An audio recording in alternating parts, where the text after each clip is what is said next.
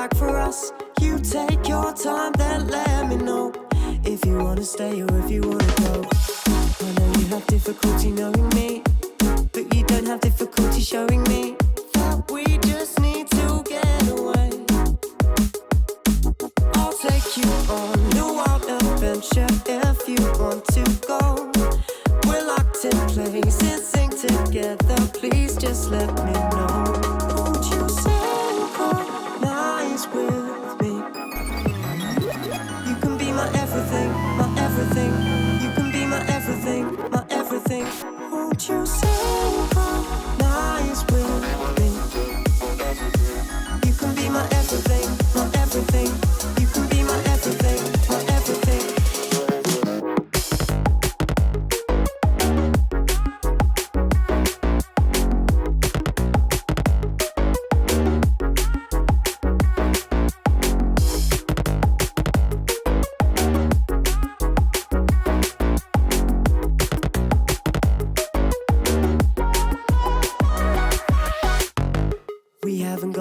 limited time. Sun is out and you get to your prime. We're falling for love, we're falling for lust, we're falling through everything. You see the summer's getting closer. We don't feel like we are getting older. So show me what you have to bring.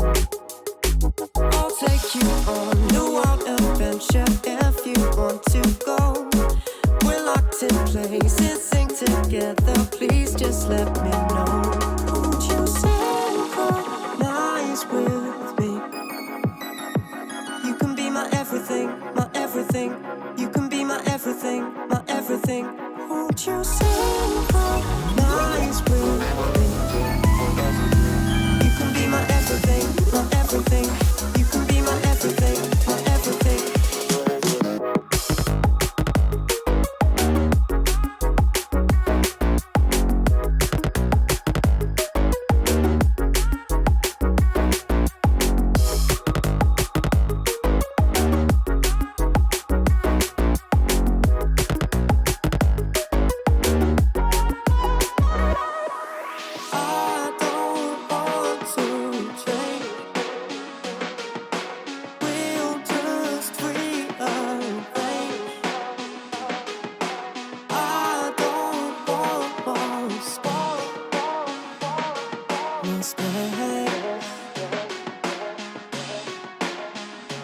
Won't you synchronize with me?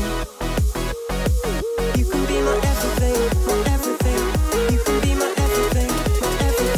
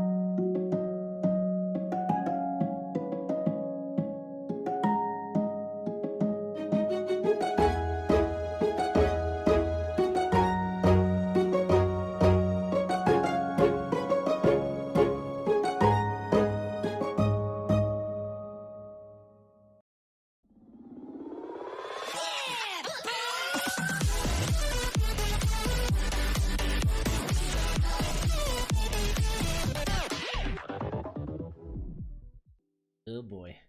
Can I still do this? I think I failed on the music. Choo choo, homies, how do you do? Long time no see. Yoop yoop, choop choop. You want Thomas?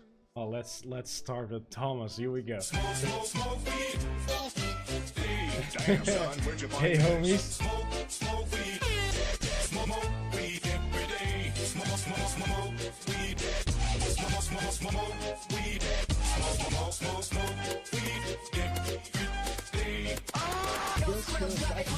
Oh, boy.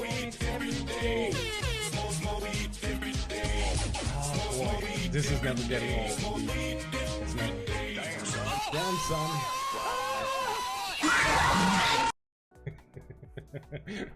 That's a good start of the year, I guess. Hey, chill, homies. It's a little bit late, but still, Happy New Year. Happy New Year. How do you do, guys? Long time no see. Let's see what's in the chat. Not much this time. Been way too long, I guess. Hammercam is in the house. Howdy from home base. Nice, mate. Good to hear you home. Hola, hey, Adonalux, how do you do? Nana Forko is here. Hey, Frank Hale. Hey, mate. Nana Forko from Croatia. Q dancing in 3, 2, 1. Yeah. Derek Wilson, thank you so much for the subscription, man. That's awesome. 10 months in a row.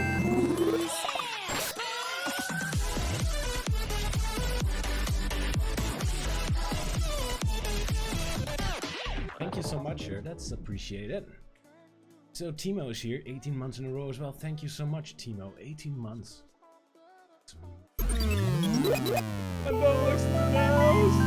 Andrea. Here we go.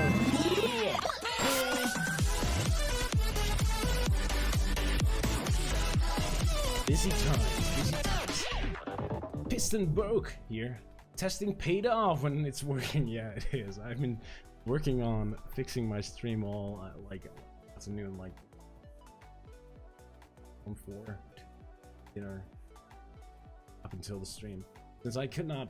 I did the State of the Union stream, or at least I tried something, and we had the stream in my living room a couple of weeks back, and yeah, at last the voice level. Up the voice level. Is it too low? Okay. I can fix this. No. Okay, I'm going to fix the voice. Oh, it's indeed coming from my microphone. This is it. This is the microphone. Oh boy. Oh, that's a bit too. This should be okay. This should be fine. Is this okay? Let me know in the chat. Let me know in the chat. Okay, where was I? I was testing. Oh, I was fixing my stream today. So I made it 16 by 9 now. So I hope you guys are all happy that I'm now streaming in 16 by 9, which is like working for YouTube and Twitch and with different things. So that should be now like. And then I tried to fix like the chat, since that thing was broken. So I hope you guys like the new chat right here. K-Shaw86, thank you so much. Sure, here we go. Choo-choo on me go. Hell yeah.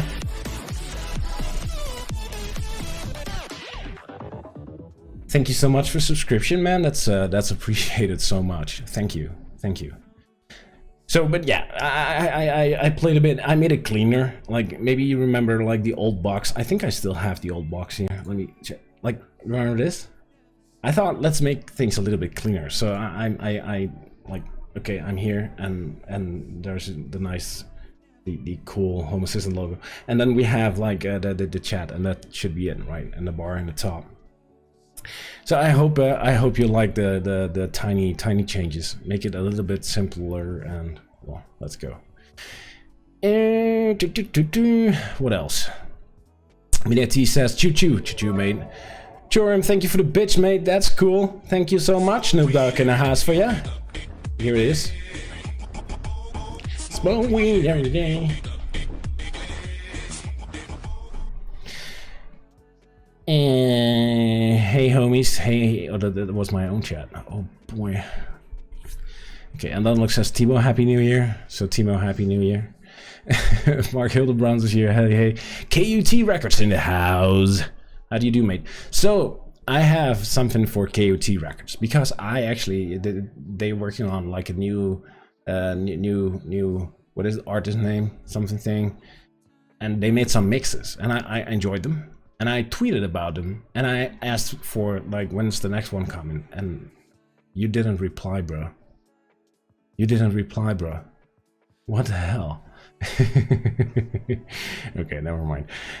Frank and chat, hey mate, hey Skelly, how do you do? Mamoto is here, hey mate. I see Palmy, the best events, and thank you so much, which means like, how do you say that in English? Well, best wishes. That's easy.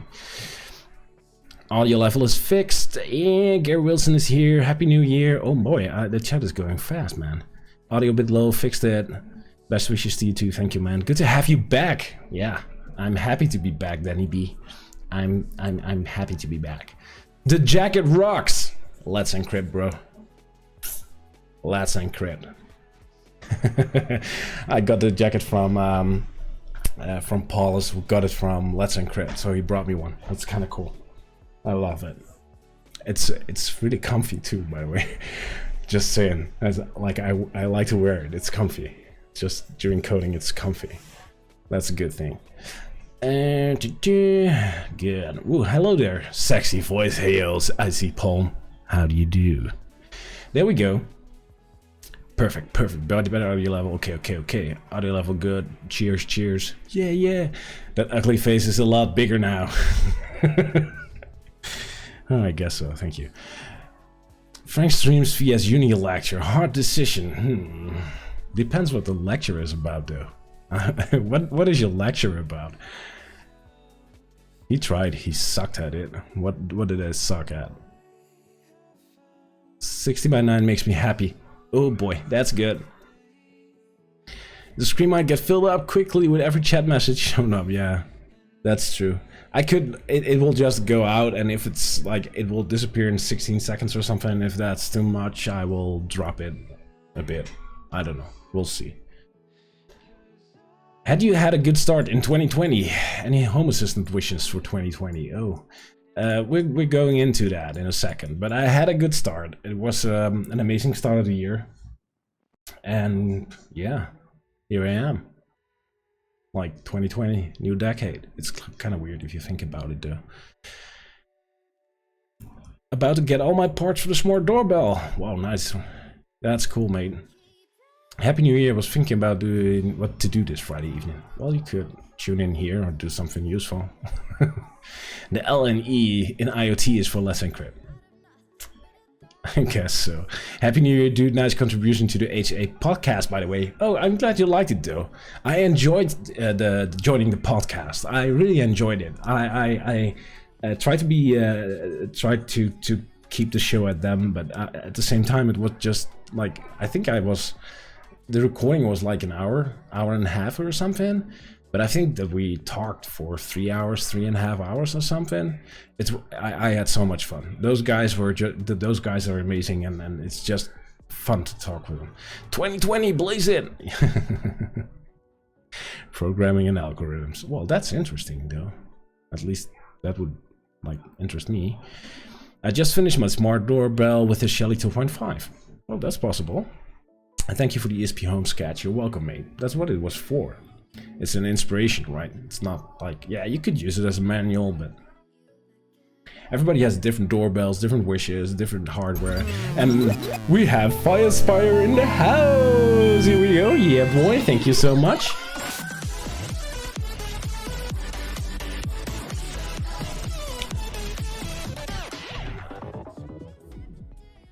Check out the self-hosted podcast. Yeah, I know. I'm a listener from the podcast.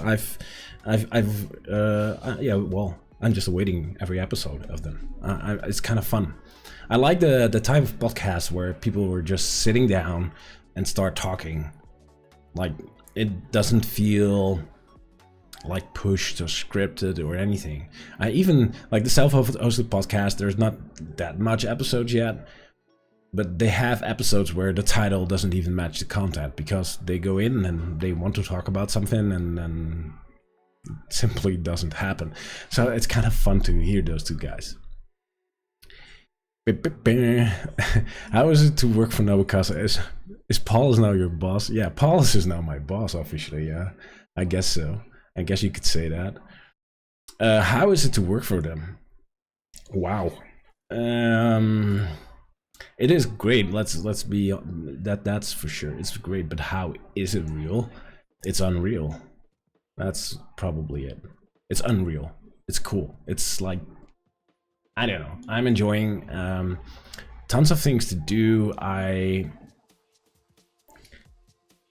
There's so much. There's just so much. And yeah, that's the main struggle. There's so much. Where to go? What to do? What could we do? What would we do? What can we think of? What could we build? What could I build? What could I change? What could I improve? Who could I help? It's like it's kid in a candy store. Yeah, that's probably the best description.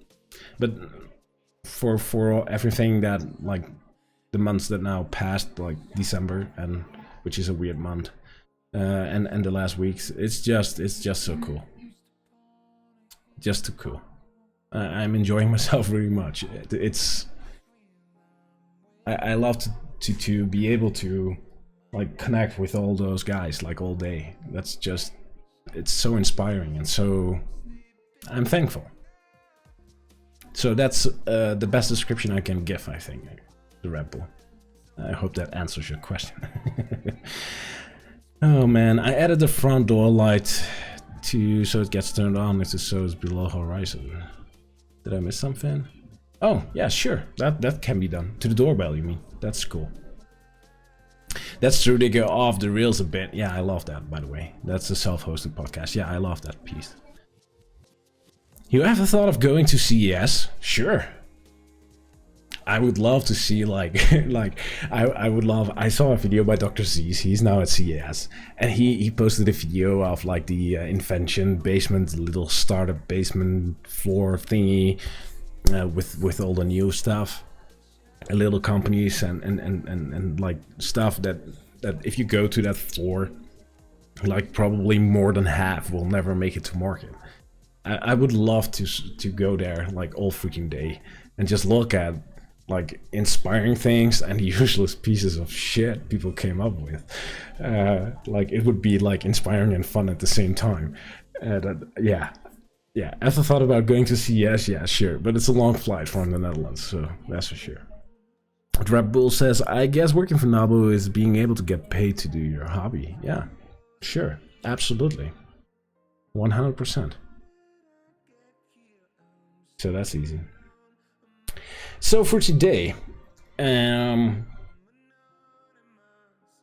let's talk about today, the stream. Let's talk about the stream. So what Dr. C's did in one of his last streams was making a list, and I did this in beginning of 2019 as well. I created a list with things I might want to do on my head, like what should we do this year, like a New Year's resolution list. It's not like promise list, but just whatever. So yeah, I want to dive into my list of 2020. I promised Dr. Z's that if he did it on stream, I would do it as well. So I'm going to do it, and I think it's helpful. So I would like some input from you guys on things you want, or things I could do, and like, I don't know, just make a list of things. And if that's done, or halfway done, or I'm done with it, I don't know. I have my Home Assistant open, and I want to dive into my configuration. There's like, the thing just sucks. And like their structure, that's okay, but what's in it is just, oh boy. My thermostats broke down, I don't know why. Z-Wave thermostats, by the way. I want to go into automation since like I work from home nowadays. Like I now... Chester, thank you for the follow, man. Thank you for the follow, you're now officially a Home Assistant homie. Please let me know in the chat, sir, do you like cats or dogs? Thank you. So, I want to go into my Home Assistant and see, like, this is my workplace now, right? Come on. Hey, Maxine, thank you for subscribing on YouTube. That's appreciated. Please let me know in the chat. Do you like cats or dogs? Okay, so I want to go into my Home Assistant, and since I'm now like working at home, I'm now sitting on my office desk, right? So this is my workplace nowadays, and I'm working from home. But my automations were built for the fact that I'm not home during the day. So that's a bit like not helpful. Like for a fact, the heating will turn off. Like during the day, I'm like, oh man, it's cold here. Put on a jacket, and then I think, oh, the darn automation is turning it off. So let's fix that. So like those stupid things. Serenity, thank you for the follow, man. That's appreciated. You're now officially a Home Assistant homie, by the way, and please let me know in the chat, sir, do you like cats or dogs? Oh well. Let me see the chat. So that's a bit about today, right? You ever thought about going to CS, working for Nabu? What about ISE? I don't know. IFA. IFA is absolutely on my list. IFA in Berlin. That's doable. That's absolutely doable. I started my dream jobs when I was 10, designing old toys for disabled children. Oh, nice, Mark. That's cool. That's a cool goal. Very nice, sir. What management style do you follow? Me? My personal management style for me is GTD, Getting Things Done by David Allen. I worship that guy, really. Allow mem limits set with Hasayo? I don't know, maybe. You like dogs, sir. Snoop Dogg is in the house for you, mate. Here we go. Smoke weed every day. Thank you for the follow. We missed you, mate. We'll miss you too. I miss the streaming, that's for sure. I'm a little bit lagging. Your list has to be start a 3D printing just so we can sort out Dr. C's jumble. You're right, Mark. So Dr. C's promised if I get a 3D printer, he would fix his his configuration, since that's like a 3 or 4,000 lines long, a single configuration.yaml, which I'm calling him out for every time. So he made a deal: if I buy a 3D printer or get a 3D printer or whatever, he would do the configuration.yaml stuff. Wishlist, well, that would be badass. Awesome access to the HA developer tools, like a template builder, directly in VS Code. Ooh, that's interesting. Like live template building in VS Code. I like that. Wow.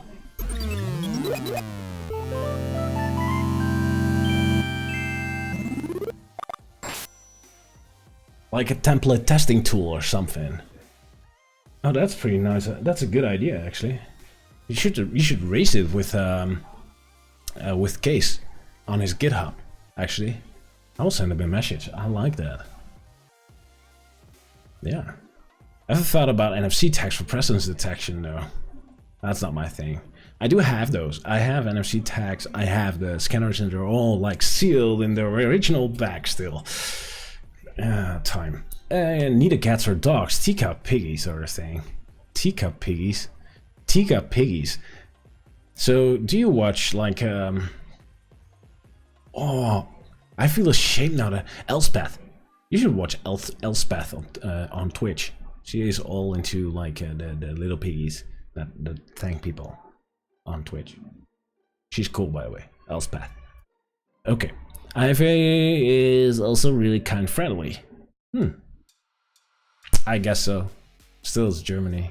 Like I live near the border, but I'm a Dutchie, and there's some kind of like battle between those countries always a bit. That's kind of cool. It's just fun.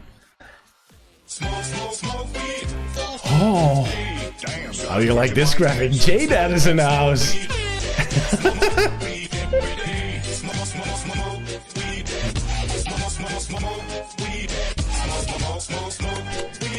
Every day. Smoke weed every day.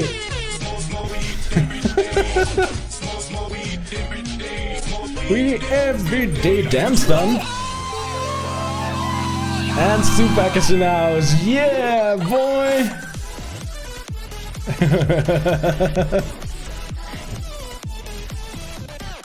Oh man, Solofly. Hey man, how do you do? Stupak, thank you so much. Thank you so much. That's appreciated. And J-Dad, welcome back, mate. Good to see you around. Really cool. Collab with Dr. C's and sort this config on a live stream. I offered him that though. To be honest, I offered him that. So I think he's a bit scared. I think it's a bit scared. It's complicated though. Let's be honest, it's not easy to set up. It has been so long I've heard this. So I needed this week. You needed Snoop? Snoop. Yeah, Snoop? Snoop? What is it with Snoop? Hope you're doing well. Yeah, I'm doing well. He is back. That's exactly why I wished for this morning. Oh, smoke weed every day and then today. I've got some homie. Oh boy. So let's go do something. Where this chatting is all nice and stuff. Let's go do something. Let's go to my desktop here. How's the job going? I haven't been here for a while. It's going fine, mate. I'm enjoying it. I'm enjoying myself. Elwin Hummels, thank you so much for the super chat, mate. That's appreciated. Here's a small little cat for you playing a tune. I hope you like it.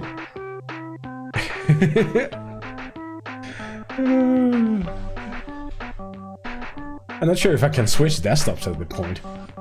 Oh, we'll wait for the animation. The animation is not above the chat. Boy, how stupid. I'm so sorry. Need to fix that though.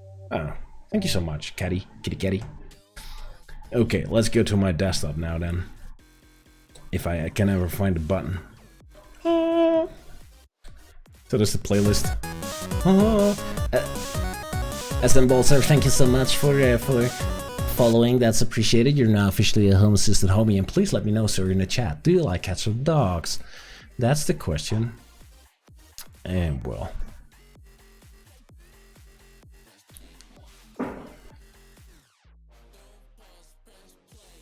What else going on? Consider live automation triggers and condition status to to know if they are working. And that's difficult because you usually make automations for things that are not right now, right? My brother got me Launchpad X for Christmas. It has a REST API. It's designed for music, but I think I can integrate it into Home Assistant. Well, if it has a REST API, sure, try. Go out, try it. For example, a time trigger upon motion should count down until meeting trigger requirements. I'm not sure where you're going here, Jason. As in also likes dogs. Here you go. Snoop Dogg asked you and I touched another button.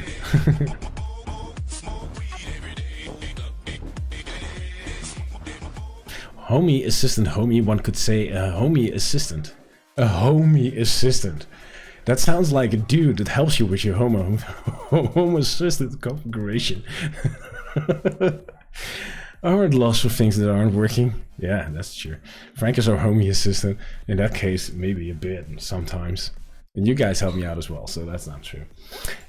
So I got myself a little document, and this is really boring, but this is just a document. I want to write something about 2020. 2020. Just 2020. Oh, about logs. Oh, God. Let's detour right now. Have you seen the toilet paper sensor on Twitter? Yeah, I have seen it. That thing is amazing. It's made with ESP Home, by the way. Share the link, mate. How about last year's list? Well, last year's list was actually one of the tough things was I would like to contribute more to the core, like to the Home Assistant organization. That was one of my top items in 2019, actually. So I made a goal last year that was to do at least one PR to the Home Assistant organization every 2 weeks. One every 2 weeks. That was the bare minimum. So I ended up with doing 346 PRs, I guess. Yeah, 46. 346 PRs last year. So that's one a day. So I think I broke that one. Oh boy. Let's go to the next doc. Type the end. No, not the end. In the end. The toilet paper sensor is awesome. We'll do in a sec. Yeah, please do. Please share. These are some slick looking graphics, Frank. Where? Okay.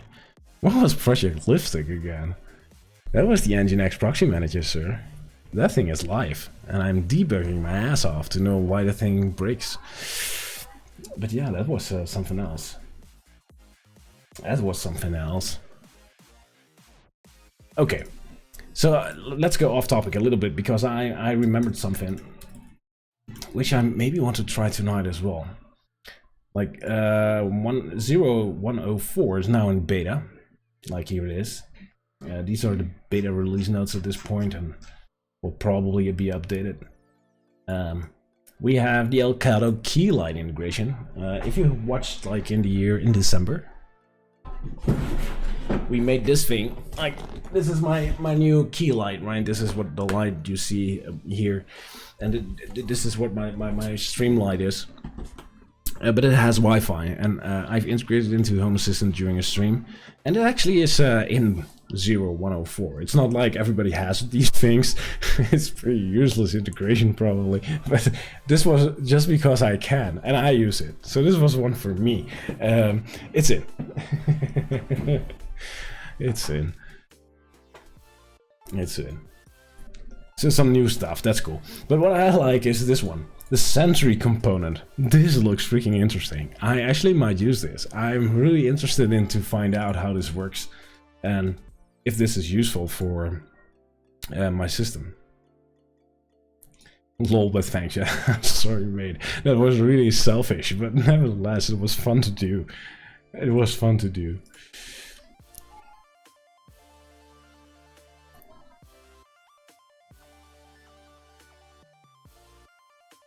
And let me see. So this is Sentry, the new integration. And what it can do, actually, you can hook up your Home Assistant to this platform. And you can log all software errors and hook notifications on it and stuff. So that's actually interesting. So my Home Assistant issues, like my error log, could be streamed in here. That's probably what it does and how it works. I have not tried it. I wanted to try during the development actually, but I didn't find the time. But it captures logged errors and unhandled exceptions in Home Assistant. That sounds pretty interesting, right? Like if you get like a notification or there's no notification stuff in here yet, I think.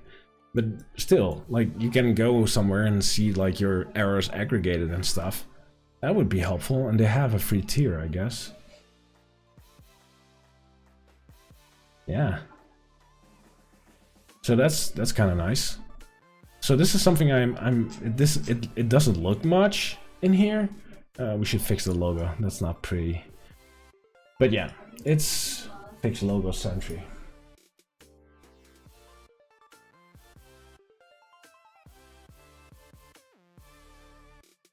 But that's something I really want to try. I think you can host it. Yes, you can. You don't want to. I actually looked into it really quick. Like, oh wait, you have a Docker Compose file somewhere for self-hosting it? Oh boy. Let's fix an add-on right now and make it like, let's go and let's do it self-hosted. That's nice. And I opened up the composer.json. Like you need a couple of pies for it to be able to run that. It runs like Postgres and Redis and like a shit list of stuff. And yeah. Here's an example. Oh, here's an. Thank you, Paulus. Paulus is in the stream. Thank you so much. Here's an example of Sentry you can easily share. Okay.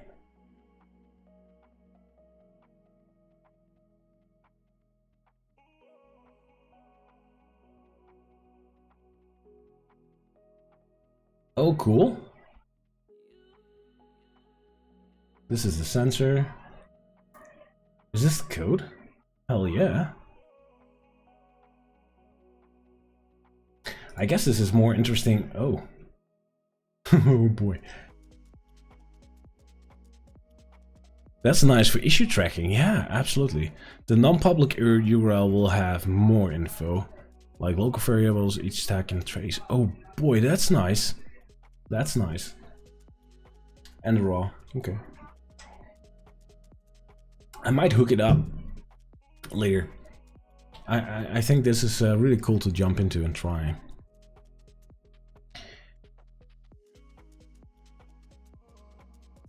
It works now that each user will have to set up their own Sentry. Yeah. That each user. Okay. Like with integration, etc., etc. Nice. Some really cool. And we can expand it to actually add more info when we report errors. Like which integrations are loaded. Oh, that's cool. And then make it shareable. Like you could like use this when you report in, right? So if you open up, like if you have an issue, like you could probably share like the error with in the GitHub issue you created, right? Like here's what went wrong. Here's all the data. That's kind of nice.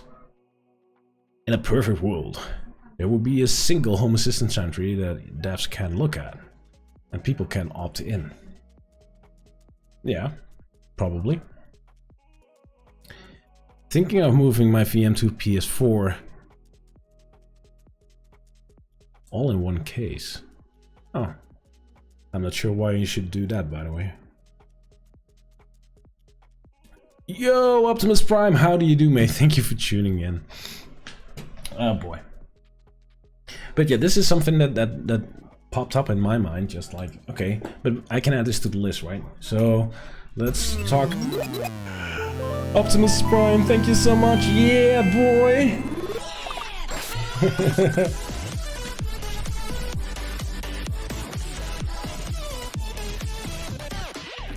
Thank you so much, sir. That's appreciated. Absolutely appreciated.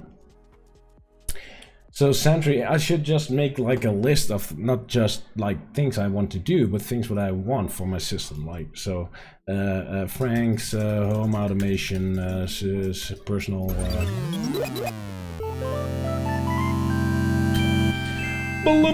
Thank you so much, Paulus. Yeah, boy. 5 months in a row as well? Oh boy. Thank you so much. I should make this in header, right? This is not how it works. Okay, this is title. And now it just... No, let's keep it simple, I don't care. Okay. This is the real. My username was taken. That's the real. How is that even possible, Paulus? But it's the real. Holy moly! You have a fan there, Paulus. Someone has made a much simpler compose for Sentry. Oh, that's interesting, Jada. Let me click that.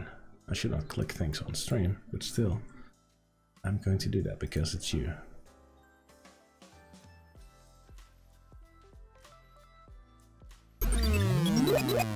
Mr. Monani, how do you do, mate? Yeah, boy.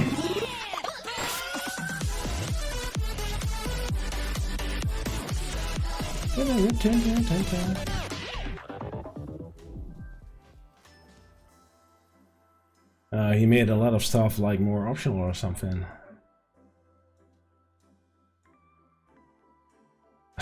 Come on. Oh, that's doable. It's just that Postgres is like, it's a pain. It's a pain for like an add-on way, right?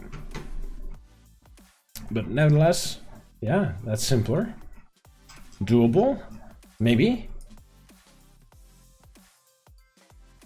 Still need Redis. Oh, that's small. But I'm not sure how much memory it needs in Redis.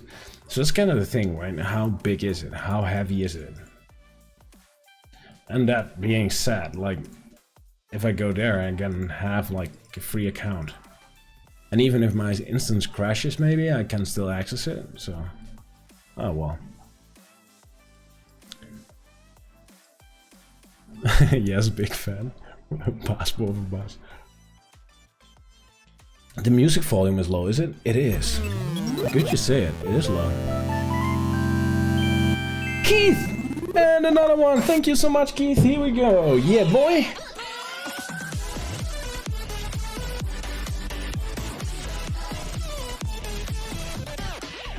I'm just taking a small peek at the sound, but it seems indeed that the volume of the music is low. I hope this is a bit better though. Trying to watch on the train going back home. Home sweet home, sir.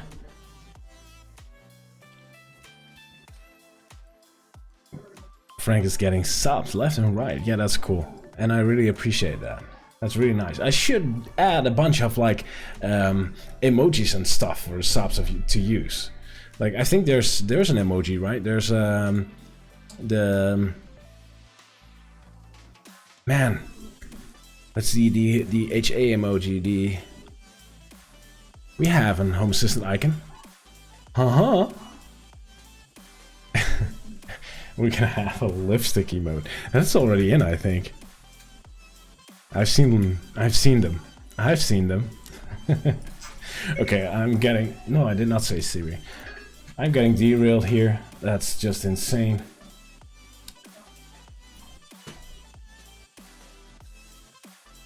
Okay. Is it readable for you guys? No, let's make it a little bit bigger. Okay. There's no 16. Now there is. Add Sentry to add Sentry. That's it. So that's something we should do. I should do for sure, right? Okay, let's talk about Has.io add-ons for sure, because that's still a thing, right? I definitely have to create some cool new sparkly nice stuff. And then I could talk about, I don't know, other things, features. Stream maybe? Stream. Oh yeah, we just discussed one. More stream emoji. Jaden! Well, that's cool of you, mate. Here we go. Oh, let's try again. That's getting insane. Got a gift. There you go, mate. I want a Nabu Casa crew emoji. Nabu Casa crew emoji. Is there a crew emoji? We should get one. We should get one. Did you plan on streaming tomorrow? I'm not sure if I'm streaming tomorrow. I don't think so. About the stream, like, let's talk about stream a bit. So I used to stream twice a week, or tried twice a week, and I often failed. So I'm going to say from today, like, I'm going to really focus on getting one stream a week out. That's for sure. But plus surprise. Because I do not want to... Holy shit, J-Dad. Where did you get that one? Did you create that one or something? That's cool. That's cool. Plus surprise streams. One a week is really, it's much. Especially like, I noticed like this month, I used to go to work and then come home. And stream was a bit like an offload for me, right? Doing something else, be busy with Home Assistant. But right now I'm already working on Home Assistant all day. So what I might going to do is just stream once a week. And now and then do a surprise stream. Maybe even like during the day if I'm working on something that is shareable. Maybe just for fun. Or, I don't know. We'll see. Something like that. Because your life has changed. Yes, sure it has. It absolutely has. 30 streams this year. That's not enough.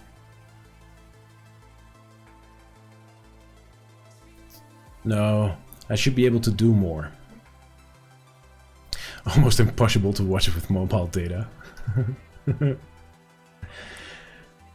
Oh.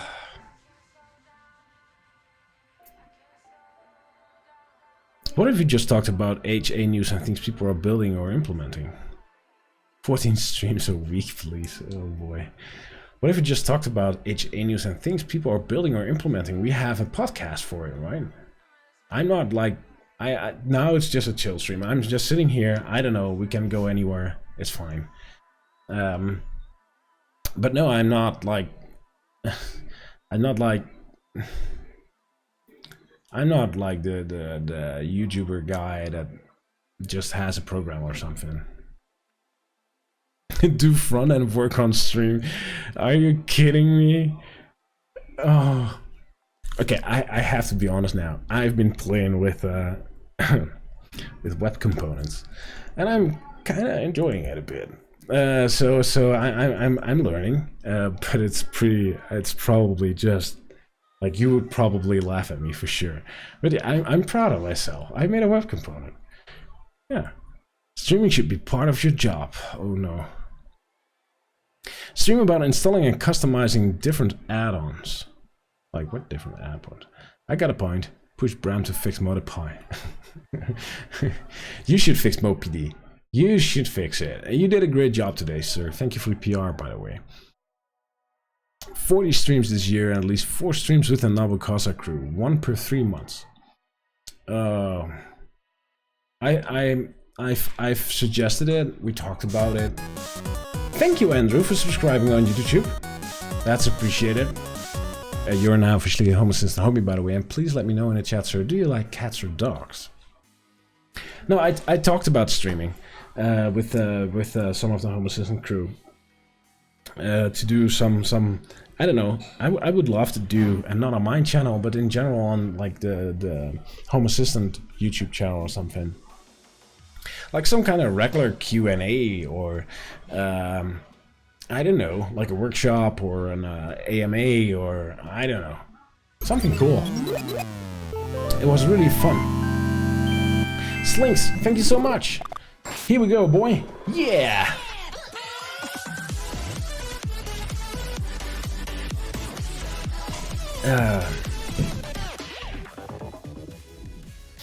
Oh, but yeah, something like streaming with multiple people or a Q&A or something, or I don't know, anything. That would be, I would love to do that on a regular basis, and it doesn't have to be on my channel somewhere. Just go. I love being on the podcast, for example. Like those kind of things. Just like talk about the subject in general and have somebody to talk to. Like you guys are here and the chat is cool and all, but it's not like you're talking back in real life. It's not like you're stopping me from blah blah blah blah, if you know what I mean, right? So that's kind of cool. So maybe, I don't know, I enjoy those kinds of things. You are spreading HA love, marketing 2.0. Is that true? Don't forget, I just started the streams because I was like sitting at my desk and was like, okay, people do this. Maybe I could do it. Maybe people can, I don't know, maybe I can inspire people to build add-ons. That was essentially the thing.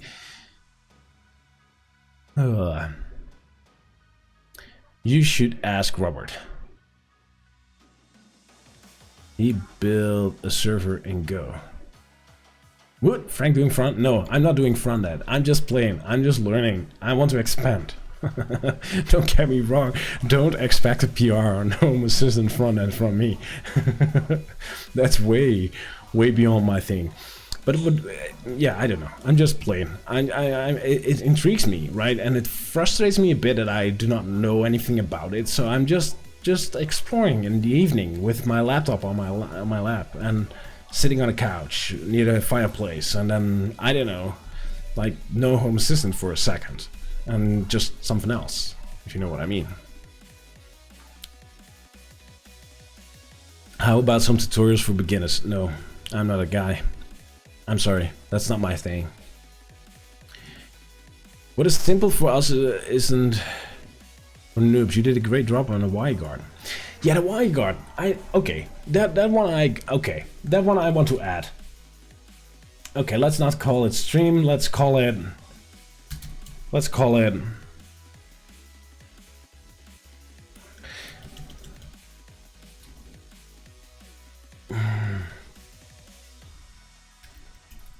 stream, video, stream, YouTube, social, blog, those kind of things. Right? So getting a live stream each week. And I think the Winnicom, thank you so much for subscribing us. Appreciate it, man. Here we go. Yeah, boy. That's appreciated. No, the WireGuard video actually I enjoyed making. And the reason why the WireGuard video worked for me is because the thing is complicated, right? So I needed something that helped. So what I actually did is hit record and just did it in one take. That video was actually made in less than an hour. Like, I see a lot of people doing like a lot of editing and all kinds of stuff. That video is actually a single take, including intro, outro, which was just here on my push buttons. It was a single take. And it worked because I know what I was doing. Because I built the freaking thing, and I just hit it record and did it. I could do that more, maybe. Is that a thing? So let's do like quick. I should come up with a name like quick and dirty, single take tutorial videos on YouTube. That idea I kind of like. I'm not going to set a goal for how many.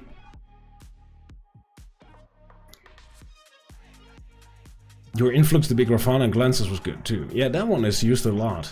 But that was just a stream outtake. It was a challenge during stream. But quick dirty single take tutorial videos on YouTube. That would be something I could do more.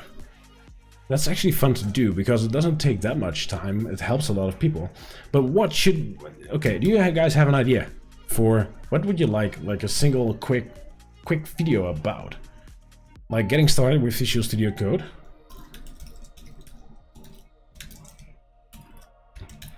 Getting dirty with Frank.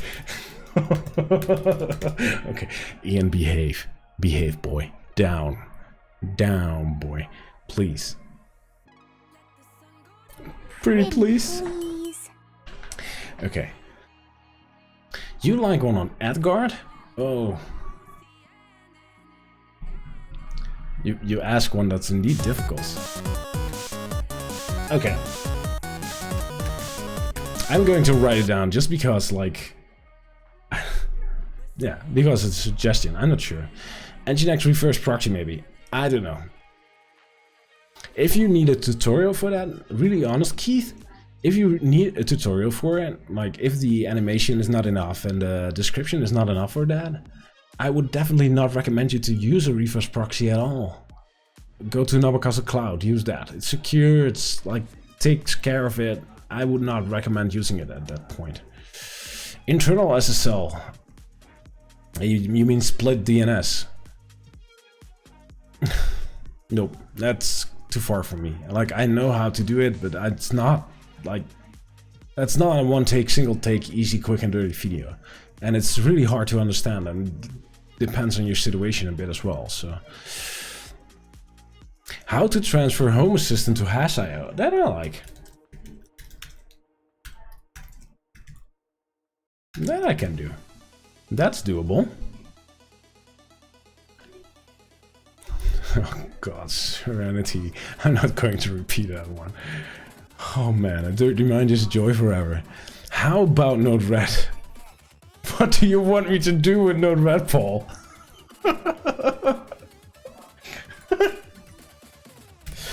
God. Like the installation? The installation, that maybe... Okay, getting started with Node-RED is maybe is a thing. But okay, well, we can do. Me and Node-RED. That would be like just a title. Like Frank published a video and then Node-RED. That's something that just doesn't match up. That's not. That's not. Isn't something for YouTube, quick and dirty. No, I guess not. I don't know. I will come up with something. Raspberry Pi or NOC for running HA? I'm running a different system, but I would not go for Raspberry Pi. I would look into... at this point... I'm currently running a Pi 64. I like it. And Odroid N2 is probably a good one as well. If you do not want to go the NOC route. But if you can spare the money for a NOC, I would definitely recommend the NOC. Leave Node-RED up to the hookup, yeah. I don't know what Twitch would think about it. Twitch is fine with it.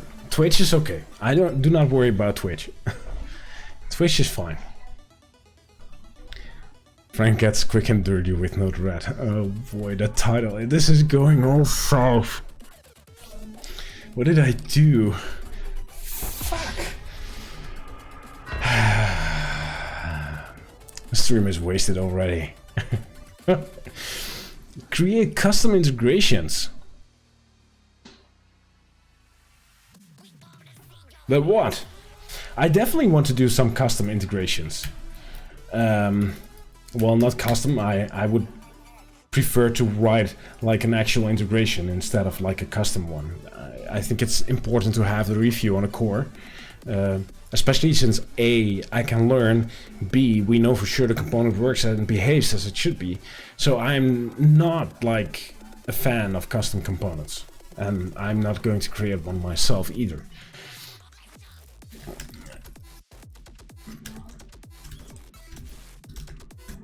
Paulson, hey Kim, how do you do? Thank you for tuning in. I guess I find a cheap knock. Yeah, probably. I want HA so bad, I need to find a suitable rig. Well, basically if you start out and you have something lying around, just use it, like an old laptop or a Raspberry Pi 3 or newer, 3 or 4 will do. Like if you start out, just take the simple, cheap route and learn a bit about it, get like a feeling for what you need. Requirements to make community add-ons, adding secret-based picking application, a whole series of them.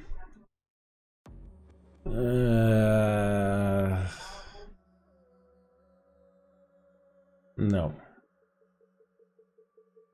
The point that that's good enough is every application is different running in the add-ons, right? And besides, I made tons of YouTube streams. Even the ADB add-on that we did once, that's still watched a lot. I got a mail from somebody who watched the whole 6 hours of that stream and thanked me for learning how to build an add-on and everything around it. So that's kind of cool, right? Getting started with your development images, it's just the same as documented already. Basic tutorials on custom cards. Me and UI. Nope. Create a new profile pic. No, I'm not. That's my profile pic for years, and it will be. And I created a photo myself, by the way. Don't you create a custom one for tone? No. It's in the core. Review all the Z-Wave open source info. Z-Wave scares me. Z-Wave actually scares me. Somehow. I don't know. Set up a Proxmox component. Oh, that I need to do.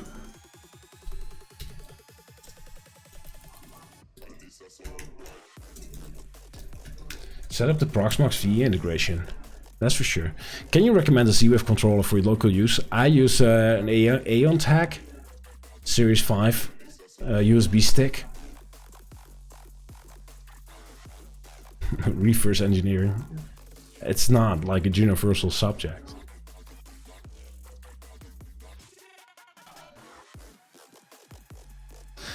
I had a NUC for 6 months, but still can't decide how to best install Home Assistant. Oh.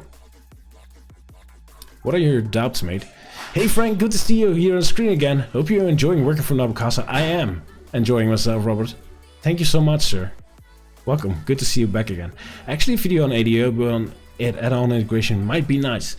Actually, I hope that the integration will reach a level where the add-on isn't needed anymore, and it's close.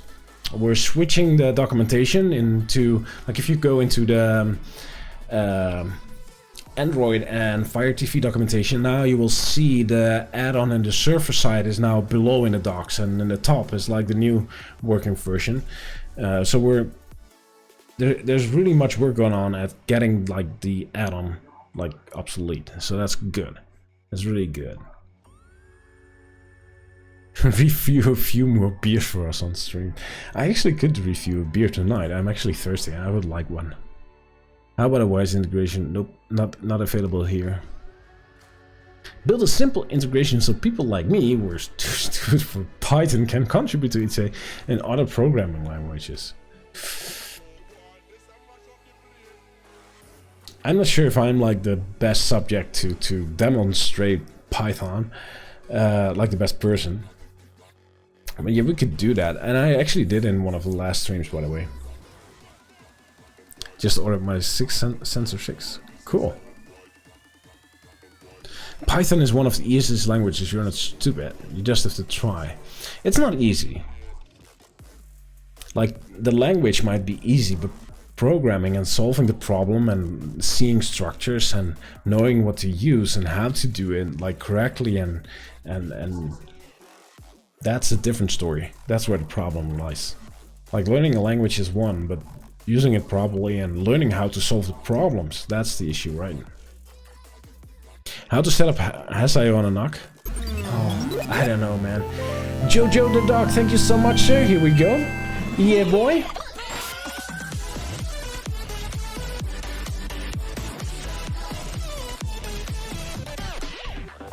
You have HA on unrate. Oh, that works though. I quite like a VM on the NUC. Well, go. Blue Iris integration. I should give Blue Iris another shot. I've installed it. I've installed it, and I've deleted it the day after. I was pissed at that thing. I was pissed at that stupid thing. It's a long story, but actually it banned me from my own system, and they haven't built anything to unban somebody from their web interface. There is no configuration option or panel to unban your local network IP from the freaking system. I was so mad and so disappointed, I instantly deleted the virtual machine. So yeah, maybe I should give it another shot sometime.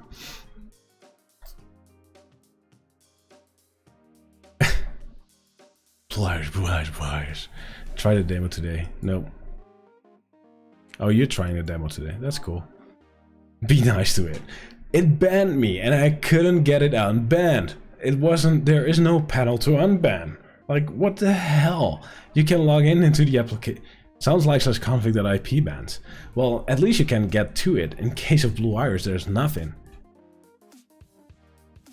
Marcus, I did Shinobi. Shinobi is coded by I don't know who, but at the time I made the add-on, it was like a piece of fucking shite. Everything was in one single JavaScript file. It was really bad. Had many issues with the add-on, and eventually decided to drop it and not support the add-on anymore because it was unbearable. And even if it's more resource friendly, like the way it was built was just so amazingly, shockingly bad that I could not get it. Like, I have to maintain the thing if I build it. I'm not maintaining that.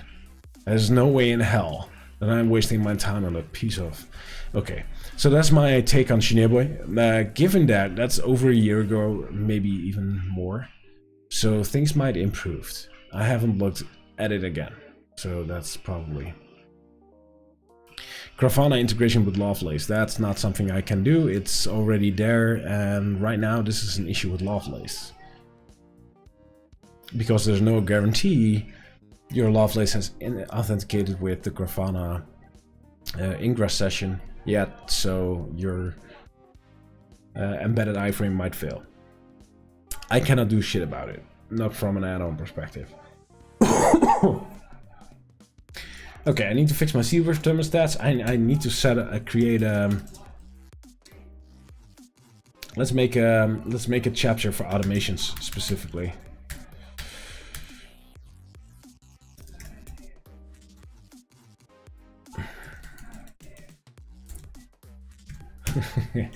Okay.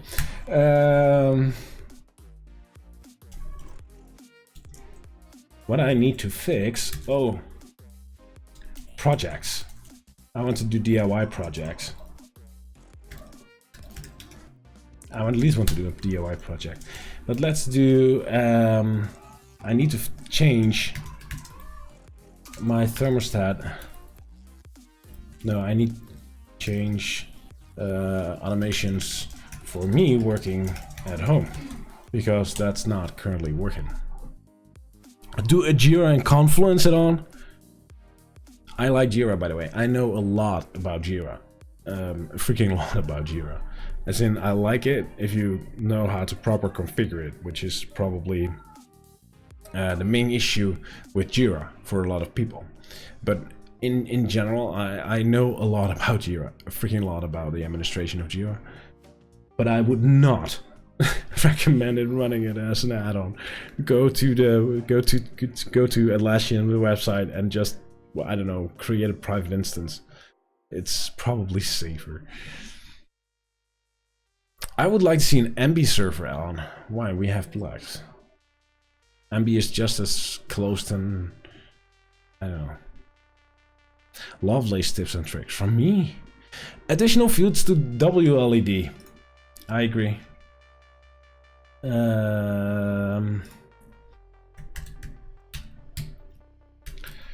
Speed, intensity, palette, and effect is already in, right? Let's start with these.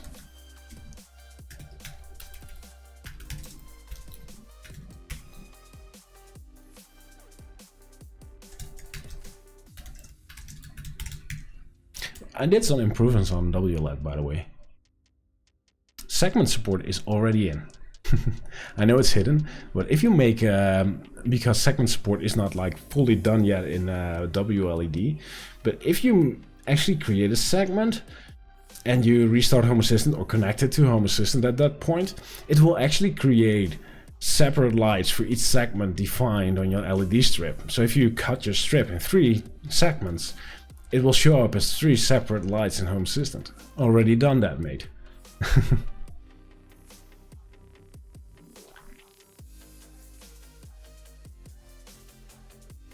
For DIY projects, what about some media integration, Spotify music to control your TV? Why would I need a DIY project for that? Okay, so for DIY, I want to do this year for sure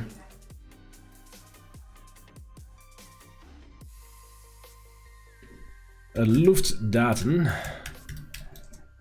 sensor 2.0. What we did this year was last year. Or was it last year? That sounds weird. We did the Luftdata sensor, right? We built one. I got a pipe and did a chip flash and all kinds of things, and the thing works. It's okay. It's nice. I want to build. I have an idea for a 2.0 version, which does more sensors and is fully local in control, without the bad responding JSON API that the Luftdata version itself has, based on ESP Home, but still working with Luftdata.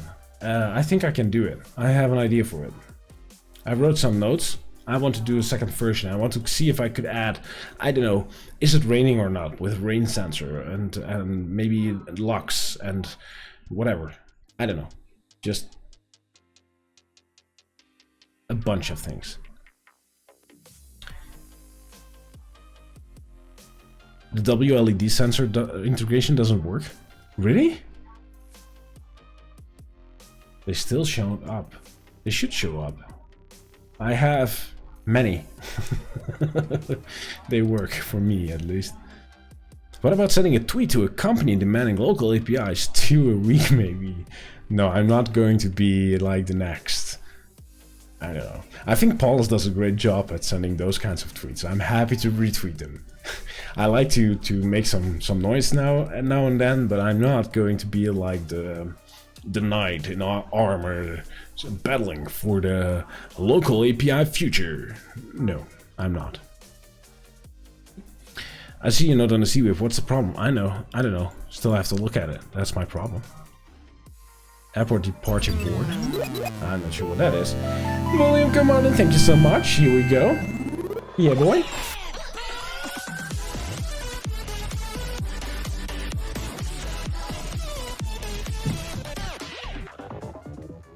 What is Luftdaten? Luftdaten is a website where you can hook up like a sensor from outside that measures particle matter and like humidity and temperature, and reports it in with your location.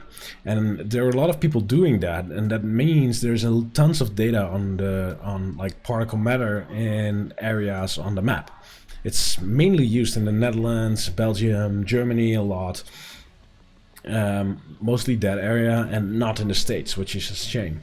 But it's basically you're donating your data to research, and you have a nice sensor, so you can build one. They have build instructions on their website, and it is an official Home Assistant integration as well. So it's really nice if you want to know something about like the fine dust outside. That's kind of cool. WLED integration works 100%. Thank you, Kim. Good to hear. Getting GPIO into hash.io. I don't get, Scott, why people are trying to get GPIO into the hash.io world, or even into Home Assistant or Node-RED. Why? Like, you can, I do not have one at hand, but you can get one of those ESP chips which does GPIO, and you put ESP Home on it and you can place it anywhere you want. Why would I ever like mess with the freaking pins on my Raspberry Pi that runs my Home Assistant instance and trying to break my head over getting things working in Docker containers and stuff with GPIO? I don't get why people try, actually. While you can get a chip for $2 that does it, and is portable and flashable and just works. How to decon human body sensor response time. Oh, that is a cool one. Yep. Hack the Xiaomi decons. Xiaomi Zigbee. That's cool. I actually want to try it. I haven't done it yet. You can actually hack those body motion sensors. You can actually hack or, I don't know, tweak them to be reporting in faster. That's cool. That's a good idea. Laura. Laura is a big wishlist item. But I would place it like really, really, really low.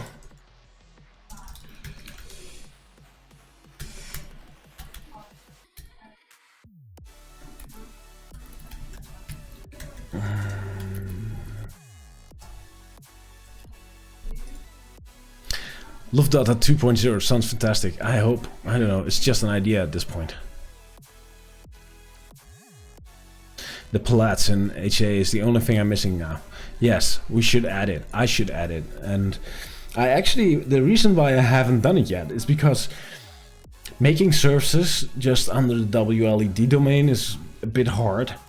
And I had an idea to make it simpler, and Paul's I and Pascal actually a bit agreed on the fact that it should be made simpler and that it's doable. I tried, I failed, and I need to look out for some help or with Paulus, or I don't know. He wanted to build it, he said, but I also want to try it. I don't know. We should talk about it. But that's basically the main reason, because I think we could improve like Home Assistant internally at this point before I hack this thing in. I don't know. Need a solution for Y sensors. I cannot help you there. They are not sold here.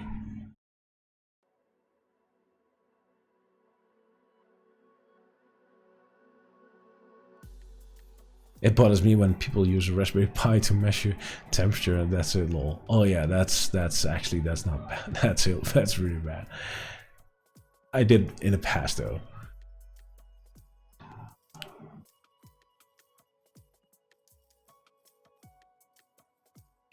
What I mean by WLED is having to add them and then they work, but keep showing up multiple times as a new device.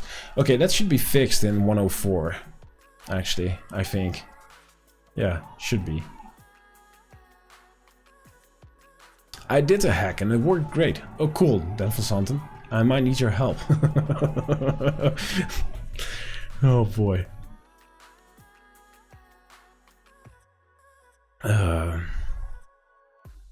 Oh, I see your profile pic now. Oh, you didn't? My profile pic was gone? Link for the Xiaomi hack, please. It's on the... sorry, I shouldn't say this word. I'm Smart Things community forum. By a Samsung? Smart Things. Community forum. So, not Home Assistant. That's where you should look for the Xiaomi motion body sensor hack. It's really, really nice actually, and I do this quite often to like hang around a bit with I do not want to call them competition, but like not Home Assistant products, because you can learn from them. So this is one of the things I've seen. Search for make Xiaomi motion sensor super sensor. Here we go. Somebody in my street runs on Love Data sensor. Cool. PF sense integration. No, I don't see why. Hey Frank, do you know about problems with Tuya bulbs? Yes, you have to flash them. Put an ESP on it.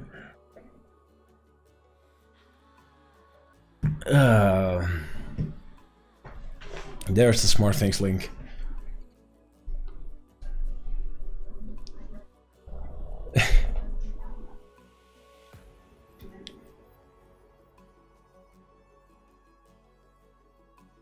That I agree, okay, Shaw.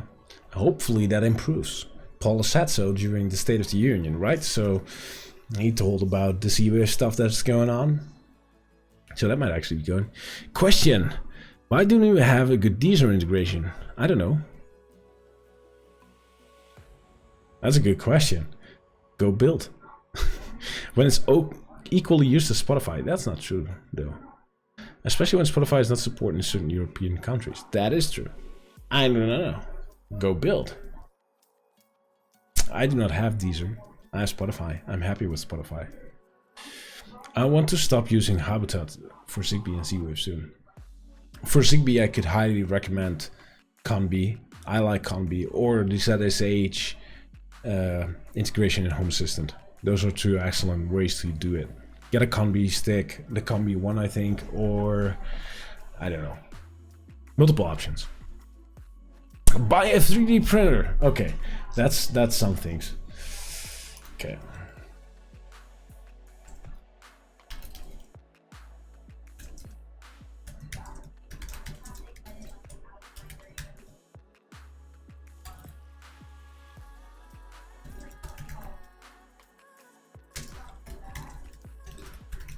There we go. I hope this helps.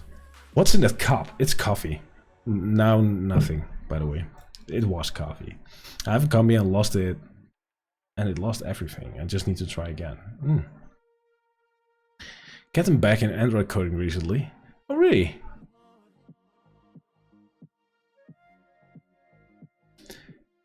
Well, GitHub is releasing a new app, right?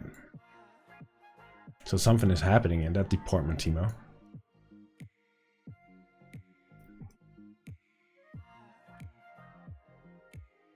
Dr. Seuss will need a full year to redo his configuration. Probably. Probably. How hackable IoT is. It's funny how that is currently a thing. It's like people are like scared with all the privacy stuff, and now they're moving towards IoT. I don't know. Sometimes it's probably whatever. That's probably good advice there, Optimus Prime.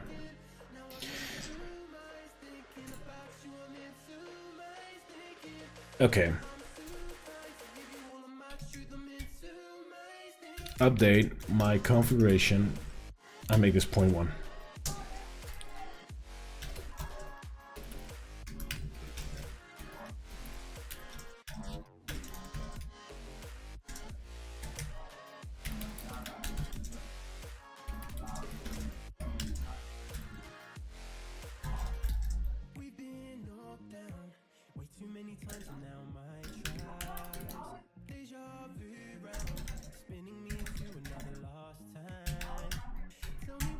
Let's do that, right?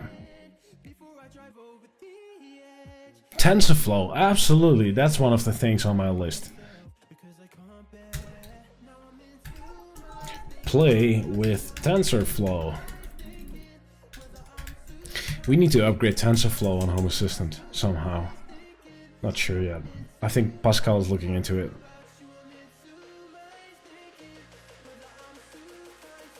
Why did it take so long this week to get to Friday? I was amazed this morning it was Friday. I actually forgot.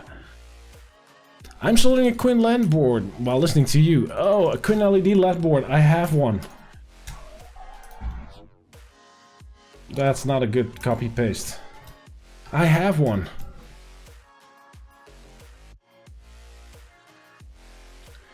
I have a Quinn LED. He sent me a board. With parts in a big envelope. So he sent me a board, and I thank you, by the way, if you're watching, or if you're watching this later. Thank you so much, Quindor. He sent me one. He lives in the Netherlands as well, so it was cheap shipping, and it's kind of cool. I mean, it's just something I still want to go into. I saw Dr. C soldering one with Quindor. I want to solder the board as well. I'm not sure if that is something for the stream, but I sure as hell want to do like this. Whatever. Yeah. SMDs are horrible to solder. Probably yes. I can see why that's a problem. Absolutely. I think the biggest problem with IoT security is that a ton of vendors do not ship with defaults. I do not agree. The average user has no clue on how to secure the IoT devices. That I agree on. And even if you secure it properly and things do not work, they disable security because it works at that point. So basically, I think it's about guiding and learning people on how to secure it more than, for example, Oh man, the SSL certificate, it's giving me an error. I don't know, but if I turn this off, the error is gone. Ah, cool, it works. Or, if one turns it off, you could say, hey bro, that's not a good idea. You want to learn how to do this right, you have a problem, click here, here's more information, and this is how you fix it. And each time they log in, hey, you have SSL disabled, that's not a good idea. So it's like two parts, right? It's not only like in the defaults, it's like people turning things off because they don't care. Same for passwords. Like, how many people check the passwords against like the password database from Have I Been Pwned? Freaking nobody. I do. Every freaking day. Did 2 of the boards today. SMD soldering is an art. Yep. Hey Frank, I'm back after like 5 or 6 months. Where have you been all my life, sir? Or 5 or 6 months. Good to see you around though. I might order a hot air gun. I do not have recommendation. Good night, Kim. Thank you for tuning in. Good to see you around.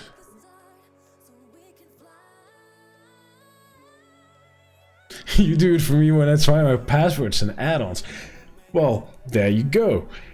The add-ons is a good example. The community add-ons will actually block starting with an error message if you use a password that is in the Have I Been Pwned database. You can bypass it if you want to, but it will generate a warning. But still, it will show you your password isn't safe over and over again. You can disable the check and continue, but in normal operation mode, a community add-on that needs a password will not start if it's listed in the Have I Been Pwned password database. I think it's just good practice.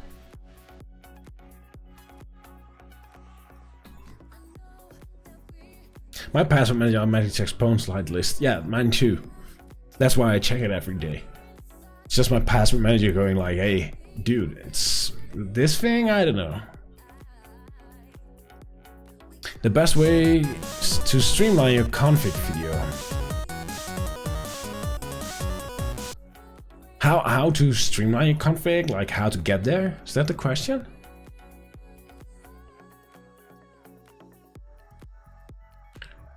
Have I been pwned in HA onboarding? Would it be cool if we could have like Have I Been Pwned? Is that even possible somehow?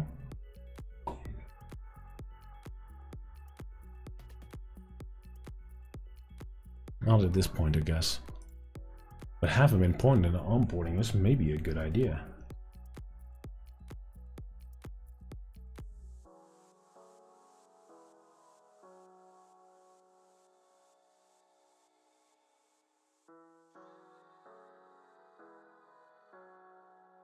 Is that Timo? I'm making notes. You see it? Thank you, Timo. Just put a board in the oven and warm it up like a pie. That's probably a way to do SMDs. Yeah, sure. They have a great API. They have. I wrote the API client actually in Bash. That's. I really had enjoyed making that one. I made an Have I Been Pwned API client in pure Bash. I was like, this should be doable. This should be doable. Let's make this in Bash.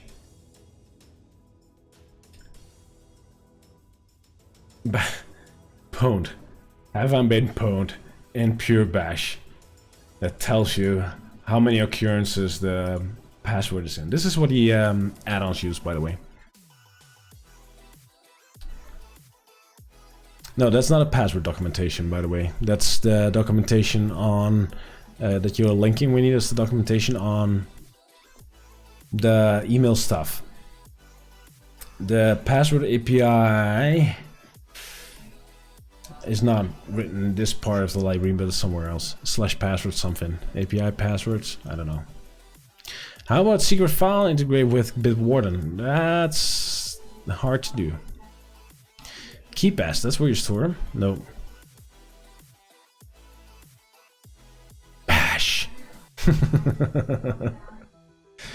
Yeah, well, Bash is kind of cool. I like Bash. I'm pretty good at Bash, actually. Okay, QuinLAD is one of the DIY projects. And I really want to have... I'm not going to tell, still. Some DIY project. Not important.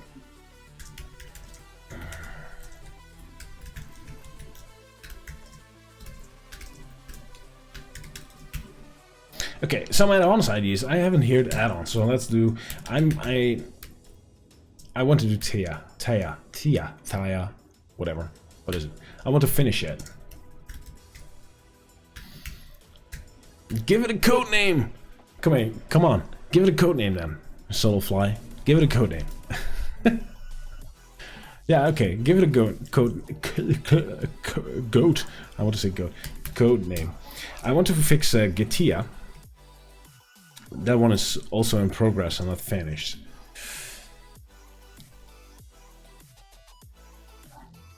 How about the standalone pwn add-on? Why? What would you do with it?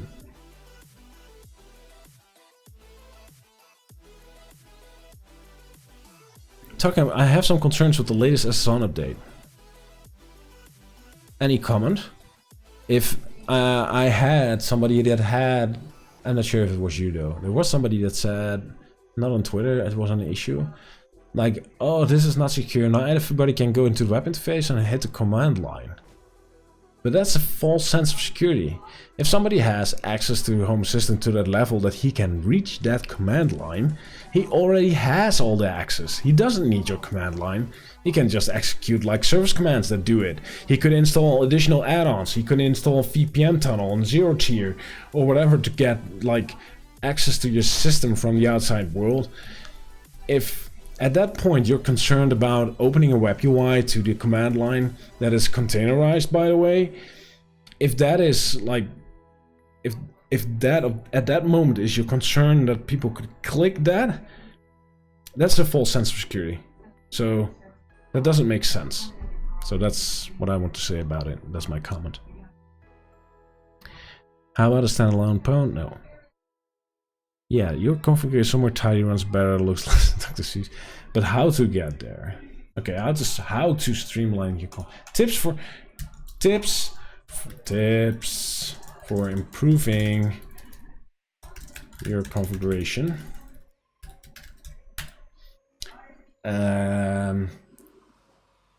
Okay, I'm going to call this, and this is the wrong name.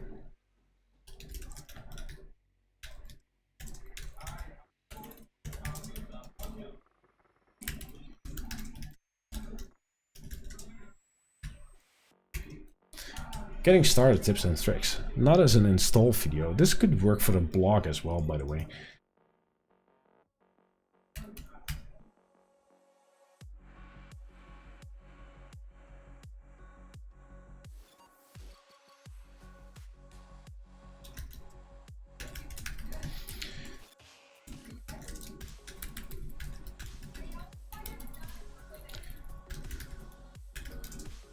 That's wrongly spelled.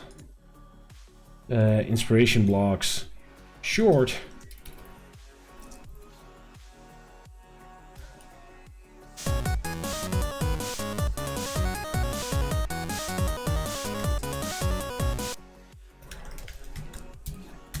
That's probably a good idea.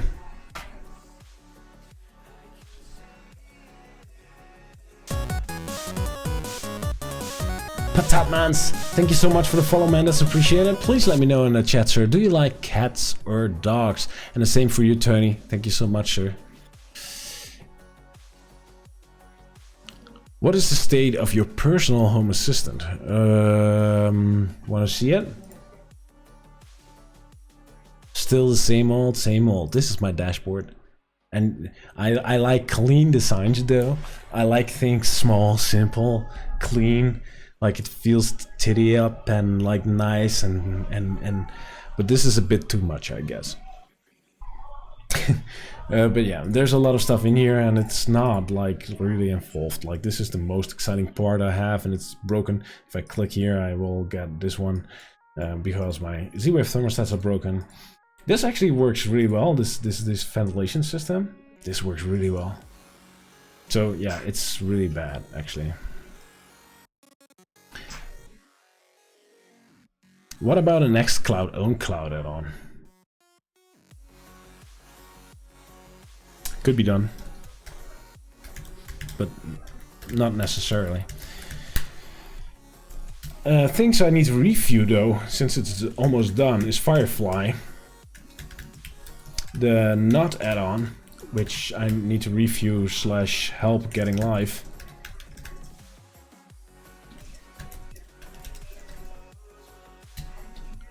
And Bookstack. I'm not sure if Bookstack is still a thing we should do. I'm not sure if Paul is in here. But those things are actually ready. Kinda ready. Need some final reviewing and testing and could be go. Damn, son. Where'd you find this?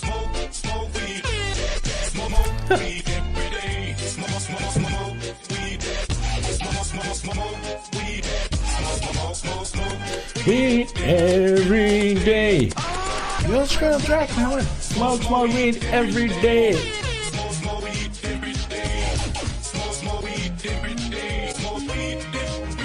Damn, son.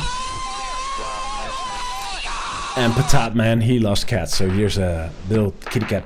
So in this screen, the kitty cat is over the chat as I meant to be, so I'm not sure why it's failed on the other screen. Should look into that. But there's a cat for you, because you like cats. Yeah.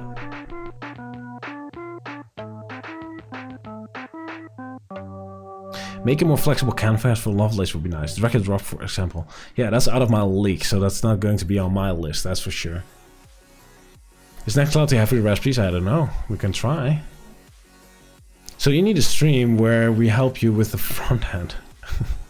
I tried a couple of times and I've seen so many cool things, and I'm going to try it out and then it just goes south. And I do it manual. That's even worse. I should actually, maybe I should just switch to, okay, I'm going to say anything. I tried, but maybe I should just switch to the UI editor because I'm so bad at UI, but at the same time, it's, I don't know. Been waiting for the Not add-on. Really? That's nuts. PHP MyAdmin add-on. That's absolutely a good one. And the reason why this is a good one is because I'm looking into the refactor of the PHP or of the MySQL add-on, the MariaDB add-on. Maybe we can just like fix some things that makes this easier. I'm not sure how it's spelled anymore. It doesn't matter. Okay, that's a cool thing. I think OwnCloud would go to Enterprise Customer only. Nextcloud is very cool. Yeah, it will probably go Nextcloud in that case. I agree.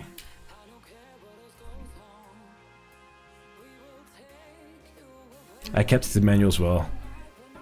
You just need a good example.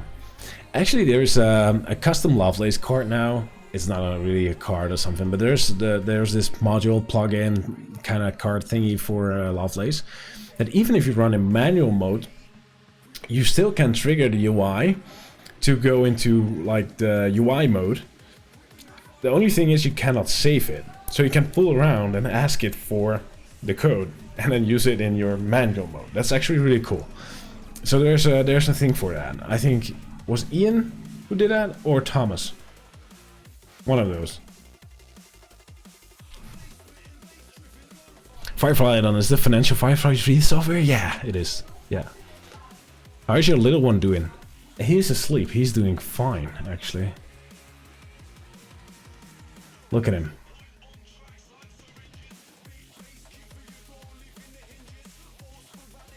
This is one of those real encounters, by the way. I'm really enjoying those. Can I post a Stack Overflow question? I guess you can. Maybe the link is better than just a question.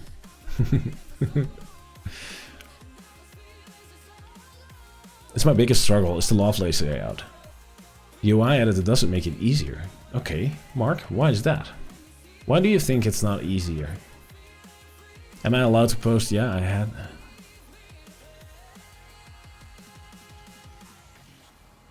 Especially if you do stuff with photos. Thank you, Serenity.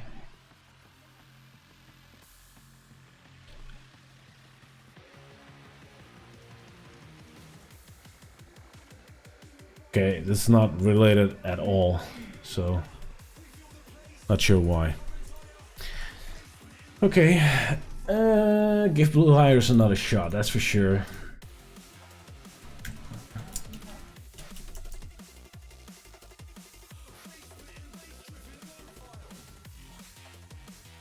Lol, is this my cam and just put my kid to sleep? Well, he's asleep for a while already.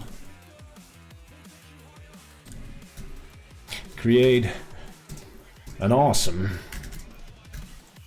LED strip on Lily's room.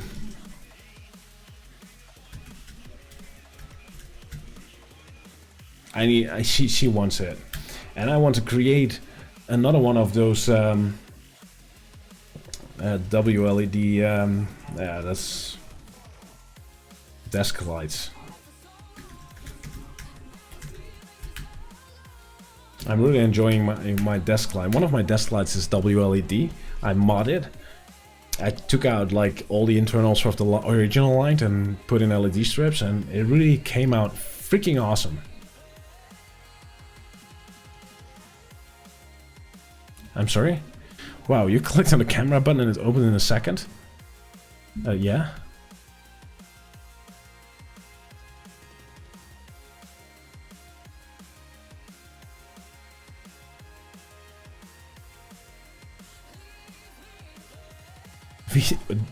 WLED desk light? Yeah, let me... I'm not sure if the cable is long enough. Hold on. No, I don't think... yeah, you cannot just see it. No. That's not looking bad. That's not looking good. But it was on Twitter. I had it on Twitter once. Twitter... Let's see if I can find it. I had it in my Twitter feed. I did something... with WLED and played with it. Well, here it is. That's him already.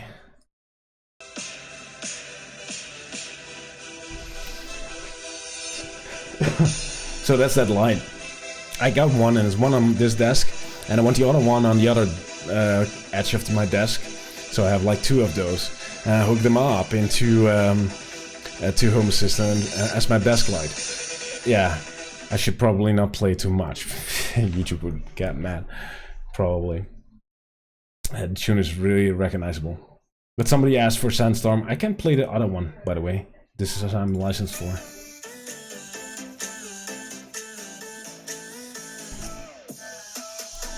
So this is WLED on a little converted desk light.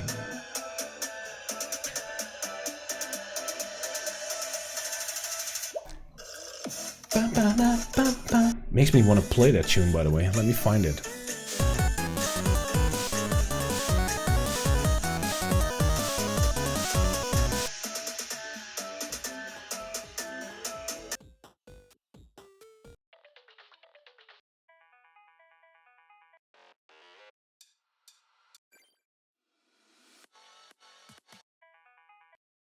I don't have it loaded. Okay. Oh, well. Here we go. What's in the base lamp? I don't think I posted a picture of it. Oh, this is another picture, but without audio. How it looks a bit more. This is WLED with just an effect running. A rainbow effect or something. Looks a bit weird in a jiffy, but yeah, nevertheless, works fine. I'm really happy with that one.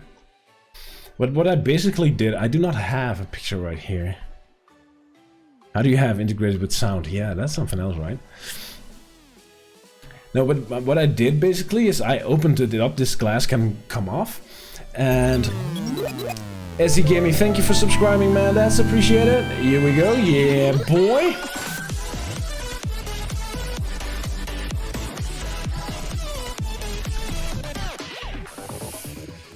So what I basically did is right here in the if I put off the glass can go up, and then you will have like this metal frame.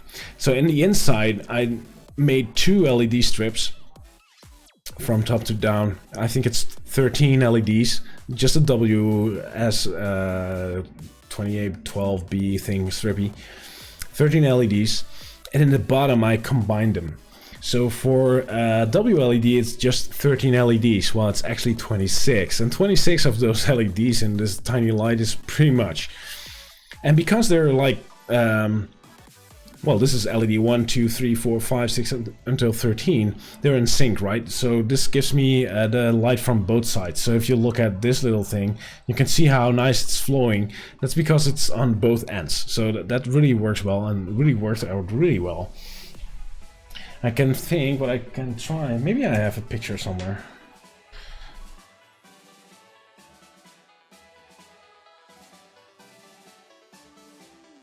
Maybe I have a picture to really quick show you how it looks on the inside.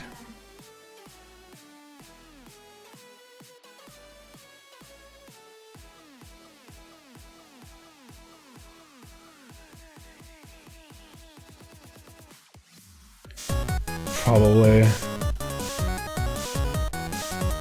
Look, thank you for subscribing on YouTube, man. That's appreciated. You're now officially a Home Assistant homie. Please let me know in the chat, sir. Do you like cats or dogs? That's the question then, right? Let's see if this works. So this is the inside. And there are now 2 strips on both ends. And in the bottom they're coming together. So that's basically it. It's really simple. And in the base, which is not visible on this photo, but in the base there's enough room for the ESP, so the cable goes through, and then in the base the ESP is there with WLED. That's it.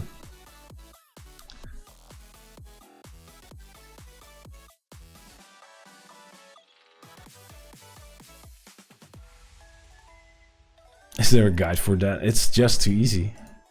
I don't know, should I make a guide for something like that? Like how to convert an existing light. What I would really love to explore, which one of the thoughts I have, is like we have, a lot of people have those ceiling lights, right? Like those simple round glass, bolt glass thingy on the ceiling, like in hallways and stuff. I think you can convert them into LED lights, controllable LED lights with ESP Home or WLED. Really, really easy. I would do ESP Home on those things, I think. It's not like, yeah, maybe WLED, I don't know. But I think that's really easy to do. You can order from those round LED plates with LEDs on it and just put like a small ESP in the middle with a small converter and then put it inside it with a piece of software. I think that's a really nice way to convert those old ceiling lights into LED, IoT, hippity-hip smart home lights. That might be cool, even with colors. And if there are enough LEDs on it, it will actually be brighter probably than what you have now. Yeah, well. I thought of your stream inspired me to make my own Hasayo until now. Hasayo Combi 2, old laptop i7, Ubuntu. Decons in Docker. Okay, cool. Dogs! You like dogs? Here you go. Thank you for the follow, by the way. That's appreciated. I see Palmy. This is thick. Going to make that light. It is actually fun to do. This was like an hour works or something. It's not that much work. It's just 2 strips. You just glue it in and then connect a couple of wires and that's it. There's not WLED. There's nothing to it. And the cool thing about these is these are like you can power. I can power these from the ESP chip itself. So the ESP chip is just feeding them. And that's really helpful because, well, there's not much in there, actually. There's almost nothing. By the way, you said use WLED. How does WLED react to music? It doesn't. I used LED effects, but that's underwhelming. You're looking at it. This little demo here, that's LED effects.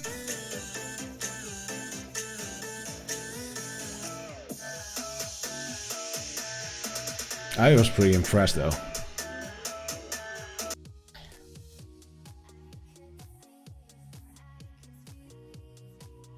I used different prefixes in LED effects.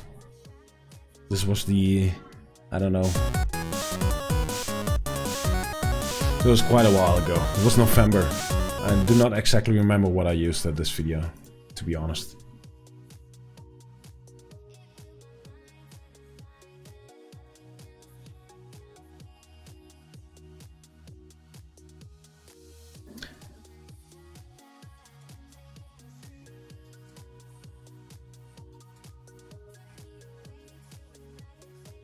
I'm just back from donating wires, animals, fire rescue. Oh, okay.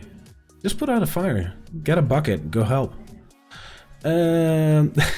It's really sad what's happening there, but that feels a bit, I don't know. Is there a community manager for HA? Yes, no, yeah, maybe. Promote HA, special media events, stuff like that.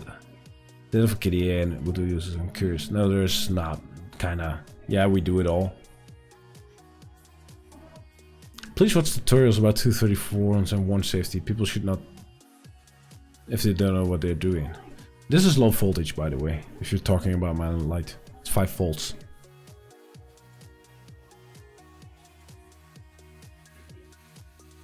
I sadly can't because I live in the UK. Okay. Okay, so that was my tweet. Let's go back to my list here. No, that's not my list. This is not my list. Where's my list? Here's my list. So the extra WLED desk light. That's something I need to get into. Okay, what else? It's all about amps, not voltage. True. But believe me, my LED light, it's like 60 milliamps per LED, and it's 26 LEDs, so that's like nothing. And the adapter I've used is not even usable for a mobile phone because it's too low in amperage. Like I think it's 500 milliamps or something, or 700 milliamps. It's like bear shit. Okay. I meant converting ceiling lights. Okay. Any thoughts on Sally switches? Go buy. They're certified, and they're meant. They are good as far as I heard. I do not own them at this point. I have to go, Frank. Nice stream. Enjoyed it like usual. Yeah, boy. Yeah, Optimus Prime. See you later, mate. Thank you for tuning in. So what else is on the list? I need to have some like cool new things, right? I need some, like, we need some nice, cool, inspirational add-ons here in this list. That's not cool. And I need some things on the blog, maybe subjects, videos. CDEX, thank you so much, man. That's a surprise. Surprise, motherfucker. Thank you for the bits, mate. That's appreciated. What I do know is that I need to get something to drink because my throat is getting a bit, like, dry, and I do not have coffee anymore. So I think it's time for a little beer. So I'm going to grab a beer, select one, and we'll be and take. I'm going to visit the little room as well, I think. So we'll be back in a bit. Yeah, right. Hold on. Scenes. Be right back.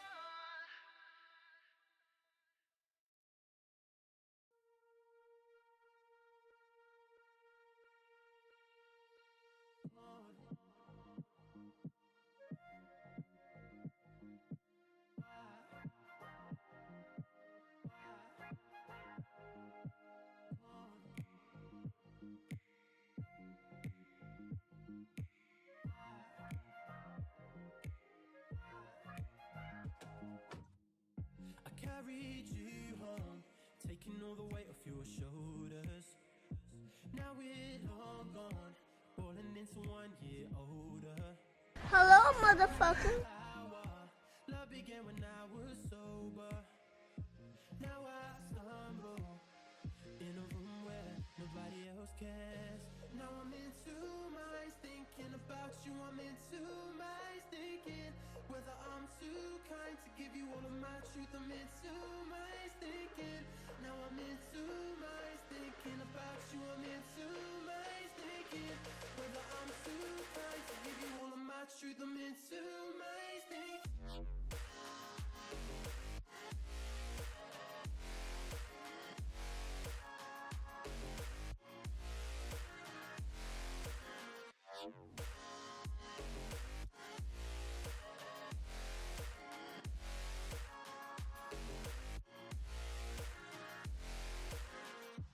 We've been knocked down way too many times, and now my tries deja vu round, spinning me into another lost time. Tell me where this road will end before I drive over the edge. Give me one break to recover myself, because I can't bear. Now I'm in two minds thinking about you. I'm in two minds thinking whether I'm too kind to give you all of my truth. I'm in two minds thinking. Now I'm in two minds thinking about you. I'm in two minds thinking whether I'm too kind to give you all of my truth. I'm in two minds thinking.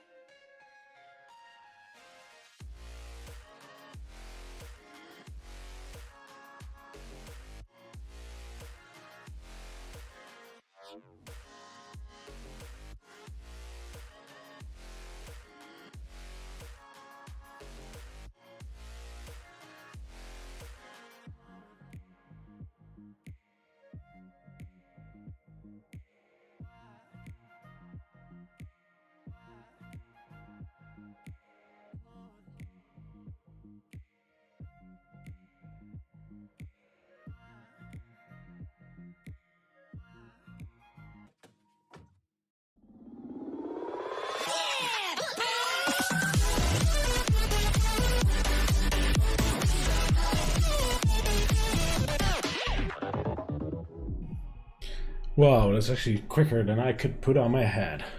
Hello! Here I am again. Ah.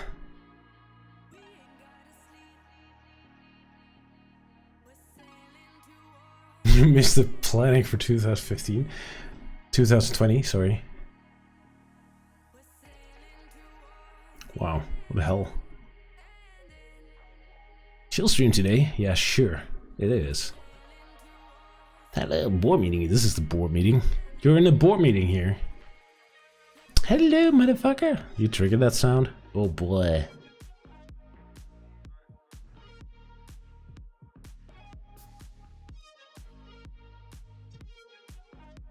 Is the next cloud is on the list. I'm not sure if I'm going to make it. We'll have to play with it. All my Shellys are running ESP Home. Works brilliantly. ESP Home is brilliant. It's all encrypted. Okay. So first things first. I hope you enjoyed the little game for the guys watching at Twitch during the break. I picked this one. It's a Tyrus.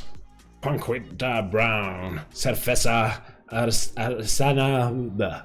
So this is my beer of choice tonight. I have no idea. It just looks. It looks good. Like classical. Like. I don't know. So this is my beer of choice tonight. Here we go.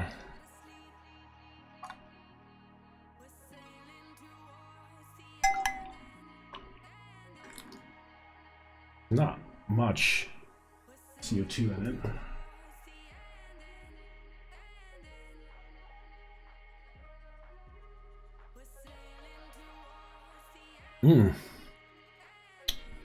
A little bit of caramel kind of taste.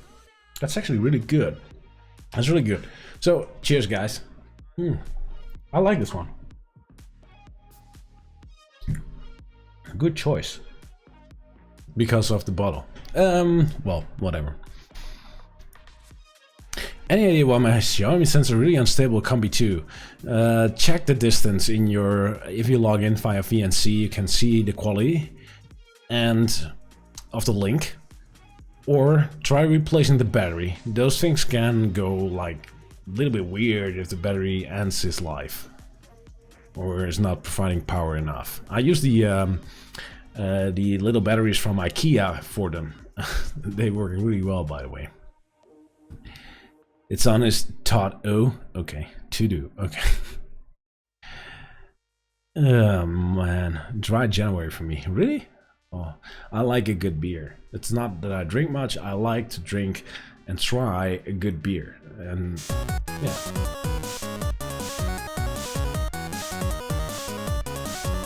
yeah. Nicholas Ellemond. Kind not to invite for beer. Well, you're welcome to come over and drink a beer with me, and then we can stream as well, and we can talk a bit about Home Assistant. That's cool. That's something I should do. I should add to the list. Let me switch to the desktop real quick here. I should add to the list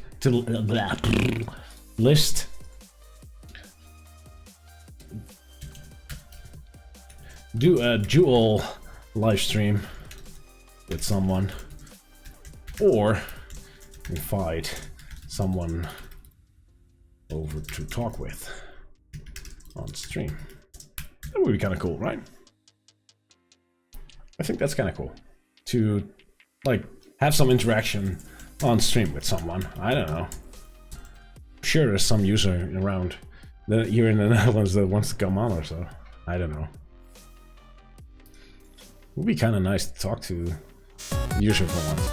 Hey Wimart, thank you for subscribing on YouTube, that's appreciated. You're now officially a Home Assistant homie. And please let me know in the chat, sir, do you like cats or dogs? Cats or dogs, that's the question. Please leave it in the chat. A meetup even. We had a meetup. We had the State of the Union in Amsterdam. A 24-hour stream, are you kidding me? 6 hours is what I can do, but that's where I think my mentally capabilities kind of end. To be honest, be a party at Frank's. Bring your own beer. Okay, never mind. What do you want to hack from Xiaomi sensor? I want to improve like the rate it communicates. It's just simple, dirty, quick. You're more than welcome to have streaming from a few peeps from the Monica Ground. Would have. I think those guys invited me actually a while back. I'm not sure if it was them though. I got an invite from some group in Groningen. I declined at that point friendly because, well, I had a day job and very busy, but maybe sometime, I don't know. So what about a Jellyfin add-on as a Plex replacement since it's not open source anymore? I don't know. We can make tons of those.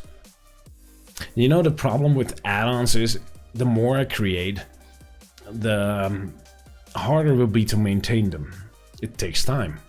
So I would like to create like more options in different applications and not more of the same one, if you know what I mean. So I think Plex is currently one of the bigger ones. I think that's good to have, but it doesn't mean that I should have Plex, Kodi, MB, and Jellyfin all, because that makes no sense. Secondly, it's helpful if I use it myself because, well, if there's an issue, I would actually test it, like eat your own dog food, right? Especially with Node-RED. Okay, wrong example. I thought about some things, so let's add some here.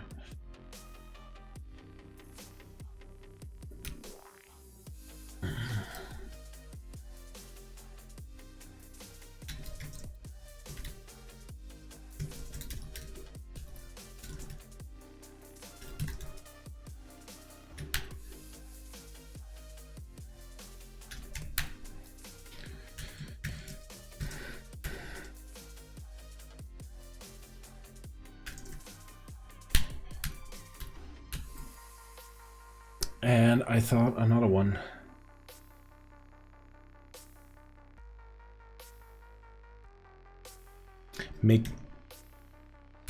Start using scenes.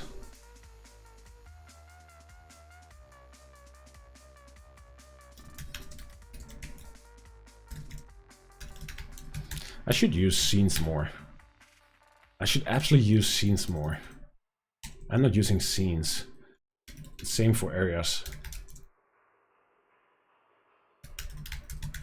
Currently I have like automations that are just, the automation name is the area and then they have all the devices in it, but I could just use the area, right? Hey Frank, do you have iOS or Android? I'm an iOS user, I'm in the Apple ecosystem.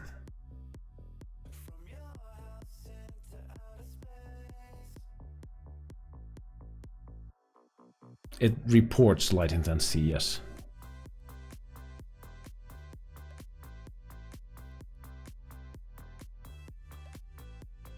There you go, official Bubbles TV. How many ESP home devices do you have running? I think 18 or something. Yeah, close to 18, around that something. Not just per se ESP home. I got around 18 ESP devices. I also run WLED, so yeah. Thank God for the EUA AC Pro APs. Yeah, absolutely. Had a bad experience with misbehaving devices with scene editors, so switched to the script editor instead. Okay, I want to do the scenes. I think scenes should work correctly, and if not, well, maybe we can help fix it. But I want to explore it. That's for sure. I do not have any scenes at this point. I even do not have like scripted scenes. I do not have anything like that. Do you have any good CO2 sensor you can recommend? No. But I should do that.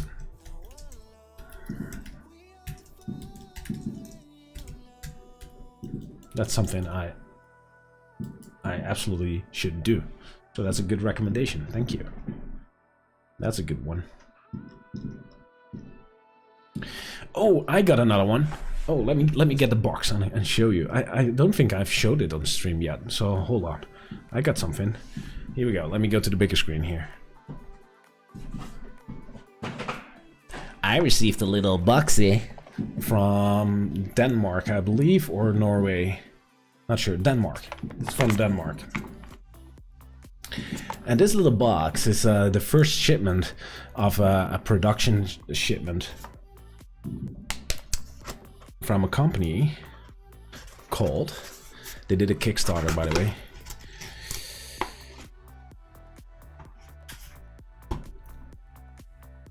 You are a hero. Just so you know, it's written here. They shipped it to me to let me know that I'm the hero here. Yeah? Okay. So what a bullshit. Sorry, I don't like that stuff. And I got stickers. A lot of stickers. Nice stickers.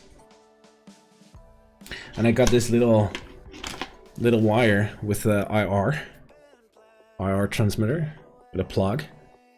So that's kind of cool. So that's in the box. There's a tiny USB cable in the box. There's this little white box with connectors on it in the box. There's a box in the box. One transparent sticker, yeah, it was green. And what's actually what it is, it's this. Come on, camera, work with me today. Work with me for once. Here we go. It's Flick.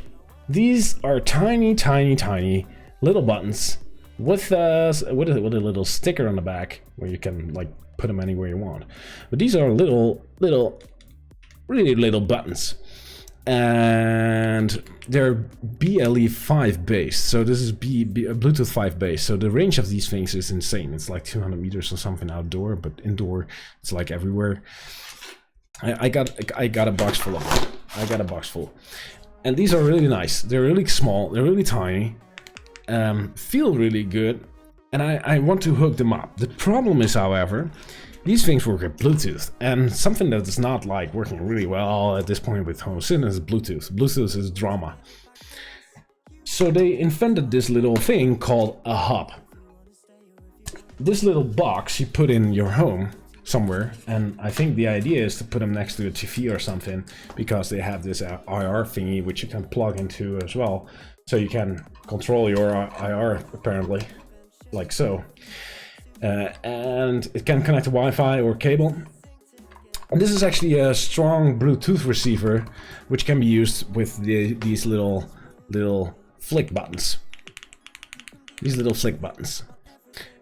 So I'm awaiting the development kit for this thing, so I can build an integration. I want to integrate this thing with Home Assistant and have these little buttons around the house. I think it's really cool to have the small buttons. I feel like this is a little bit of a replacement for the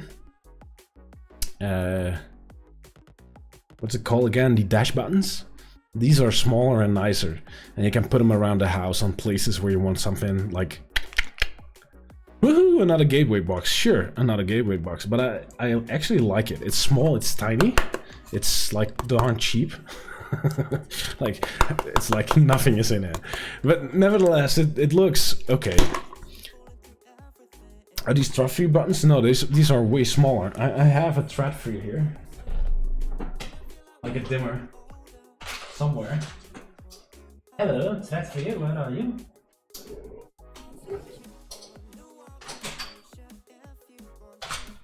I should have one here.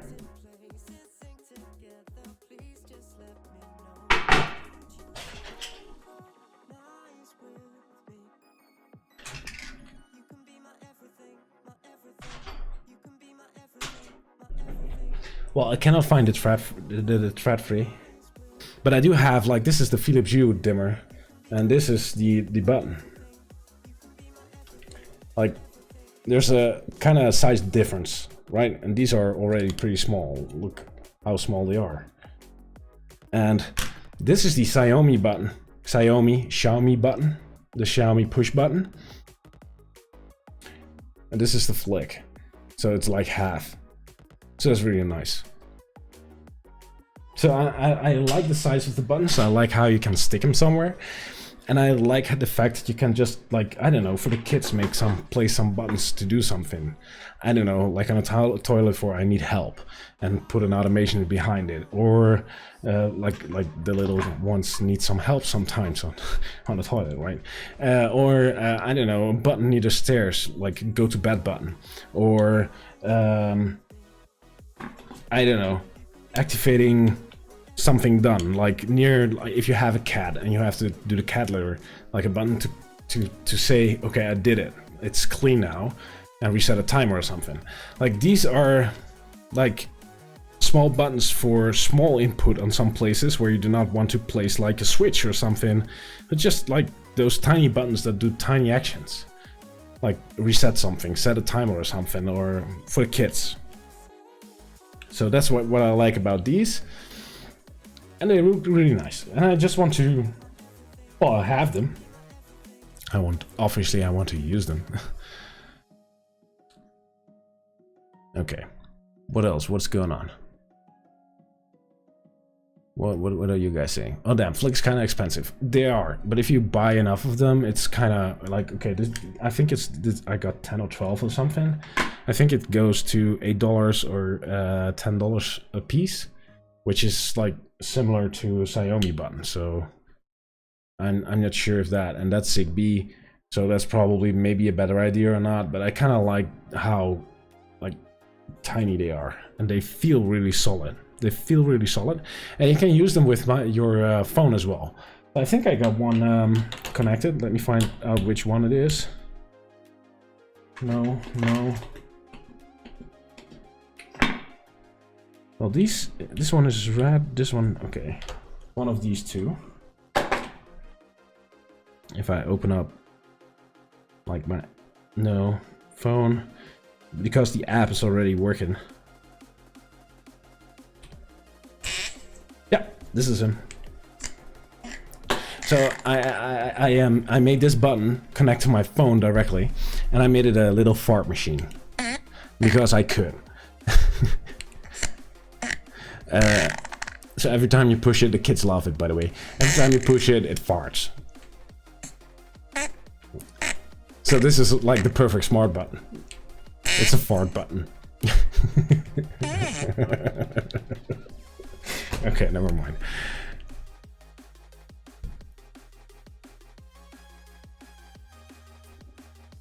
Cool, I hope you do able presence section. I don't know if presence. Alternative for the Xiaomi buttons, yeah.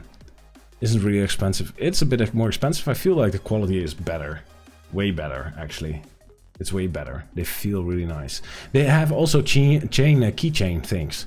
So they have like a holder, metal holder where you can put them in and then put them on your keychain for a garage door opener or something. I started switching everything over to Zigbee a while ago. Yeah. IKEA is releasing new buttons in a couple of weeks. Oh, I'm interested. Scene buttons. Xiaomi are really cheap and Zigbee based. Yeah, probably. Can you click the Xiaomi one? Yeah, sure. Which sounds way more like plastic, right? Oh, the fart button. If you can hear the difference, but that's kind of the thing, right? For Christmas, we built a HDR-enabled dollhouse. Cool. Dollhouse from IKEA. ESP32 OLED. 3D printer case. Nail pixels. That's a neat idea, Vincent. Really cool. Nice. That's so much smaller it is. I use 433 megabits. Burton Sonoff helps work well. Yeah, that's possible. Got a link for those? Yeah, it's called Flick. But please note, FLIC. But please note, they do not work with Home Assistant yet. There is an integration for Flick 1 buttons. These are the Flick 2 buttons, so these are the new ones. But the Flick 1 buttons work via Bluetooth only on Home Assistant. I haven't read any good experiences with it. So the cool thing is this is used as a hub. So I'm going to try to integrate the hub at some point maybe. But they have to release like the information to talk to it, since I do not have any information on that thing at this point. I could sniff, but I don't know. Beer is out button. Oh, good example.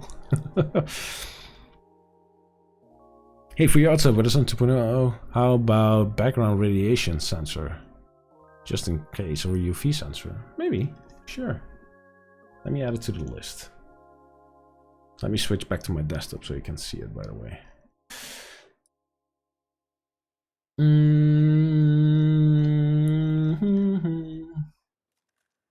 Yeah, I wrote down more sensors, so, but yeah, as much sensors as possible and useful, I guess. Maybe, yeah, sure, thank you. Do they report battery level? I don't know. I don't know. I do not have the documentation yet. Can I see it in here?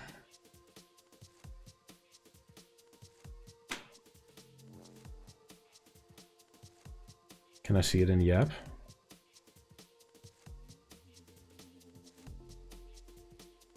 No, I cannot see it in the app, so I'm not sure if it's available or not.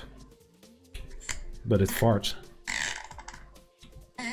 What else could you wish for? A fart button. Ah, bad humor. Have you seen the use smart button? No, I haven't seen the use smart button. I do like having buttons and switches though. Yeah, I do too. And in some places it makes sense. Especially with kids. For kids, some of these buttons actually are helpful. Like for example, I have a 2-year-old boy. Operating the TV is kind of hard. Or music. Asking music for on Google. He calls Google the Hey device.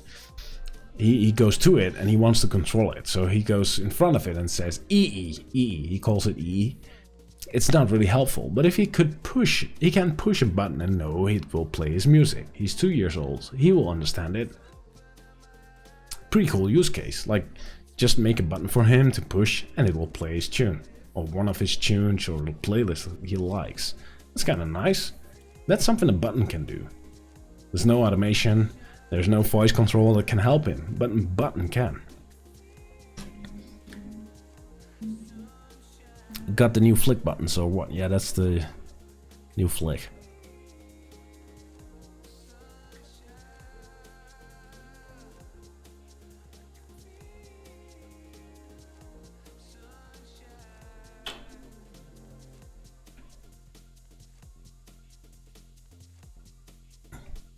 The far button was the catalyst for Frank getting higher with Nabu Casa.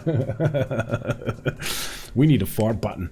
Let's build a fart integration in Home Assistant that farts to your favorite. Oh, this is actually possible. Let's make a fart integration where you can send random farts to a media player of your choice, based on automations. Like, if one of your guests visits the bathroom, then your speakers in your home will go like so. Yeah, that's doable, right? It's doable. We need a fart integration.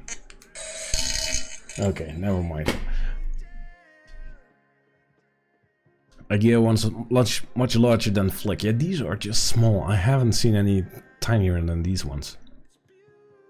I never got the Xiaomi Zigbee button to work. Really? Oh, I love them. I got a couple. They work. For me, at least. Are we just replacing light switches for another button? Isn't the idea of the smart home that you don't have push buttons? No, that's not true. You always need to have a fallback. You cannot rely fully on automations. Like guests, for example, is a hard thing to do. Or, in my case, a little boy, 2 years old.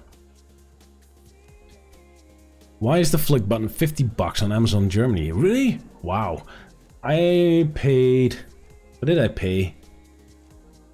Not much.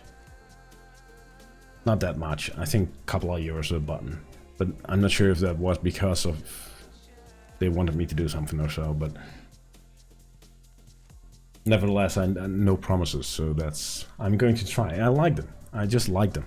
There are really many use cases, especially for the kids, for these. That's cool. They're like not breakable. Pretty nice. I'm actually using the Xiaomi button as the "Can someone help me" button for the kids. Yeah, well, that's the idea. That's why I like these. I like the fact that they have a local hub. Like, even if they have a hub, it's local. That's kind of cool, right? It's local control.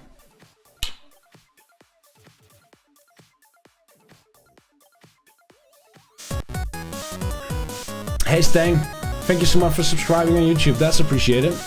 Please let me know in the chat, sir, do you like cats or dogs? Oh man, I'm behind in the chat. Are you... Domotica Grun, he's advertising there, mate. My kid's using the Xiaomi button to control the WLED lights. Oh yeah, that's a nice one as well. One on the kids' room for controlling WLED lights. That's probably nice. Or I probably would use one of these though. Probably, but yeah. How's the beer, Frank? This beer is fantastic, though. This beer is really good. I forgot the name already, but it tastes good. A good wind speed sensor. Those are expensive in general. I use one of those buttons to start a kids movie playlist on my Plex server. Oh, here we go. So, like, automations cannot take care of those things, right? So that's where, like, these kind of buttons, not per se the Flick buttons, but also the Xiaomi buttons or any button, could help make your life easier and fun for the kids, like the fart button. I like the idea of a button for people with disabilities who cannot speak or move much. Yeah, for sure. Make it an option for the 1st of April, lol. I thought most kid music things was your ARFID stuff. I do not have the ARFID stuff I want to. I haven't done it yet, so that should go on the list.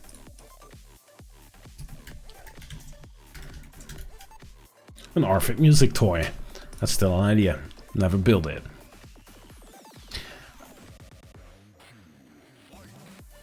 It was fun for a while, but I see where you're getting at, Robert. And the knowledge. Didn't they agree to send you some for free? Nope. But I wanted them. So that's the difference, right?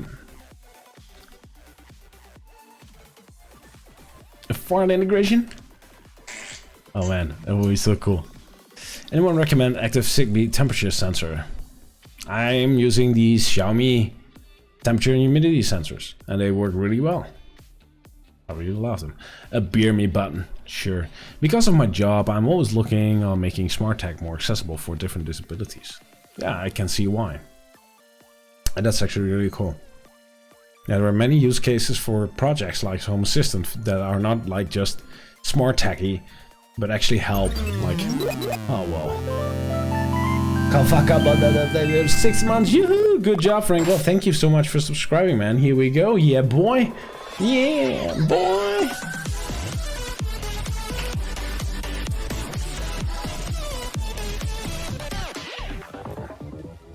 The Bluetooth ones? No, I have the Zigbee ones, actually.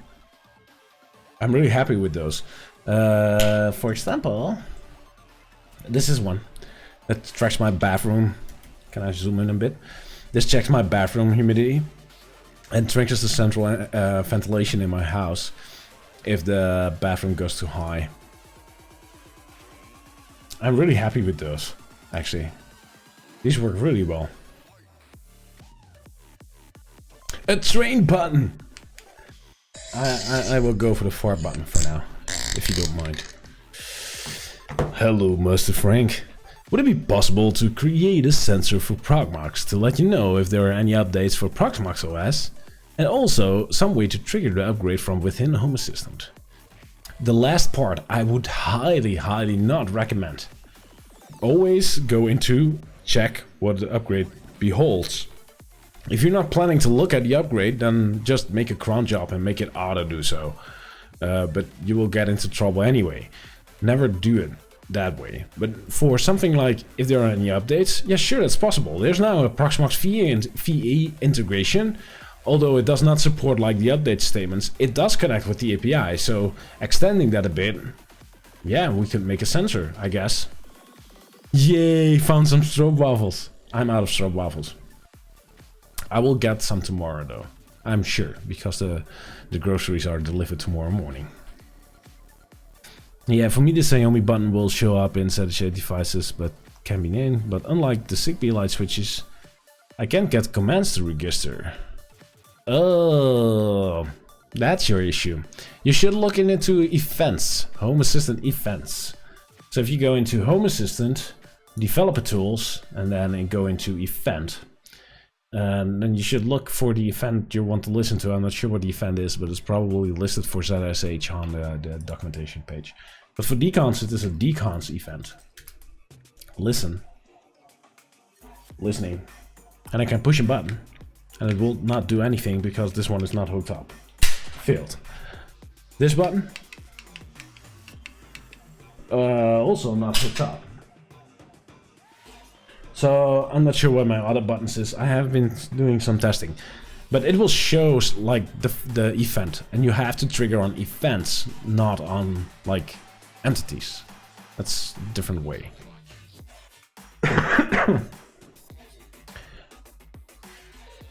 The 2.5 Shelly is fun to flash. Yeah, it's easier, like having access to everything, right? That's wrongly spelled. Do you have any Yee light bulbs? Yes, I do. I have 2. They are discovered as HomeKit accessory for some reasons. I don't know. I do not have that. I have 2 and they work. I have 2 of those Xiaomi Yee light bedside lamps, which are really cool, by the way. Hi Frank, do you use Plex? Yes. Correct. You cannot access your NAS on the HAS.io at all. What's the best way to achieve this? Not.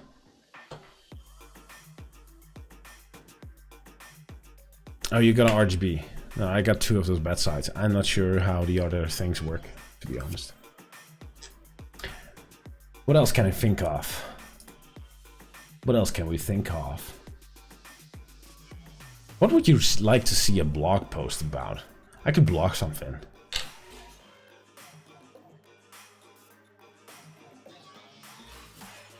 What is home gear? What would you like to see me write about? Like, I did the doorbell project, right? Most of you guys have seen the doorbell project, I presume.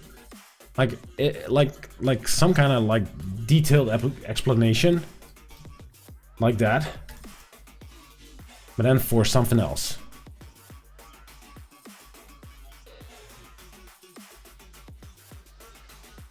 Why would I put this in an add-on? This is like Home Assistant, but different.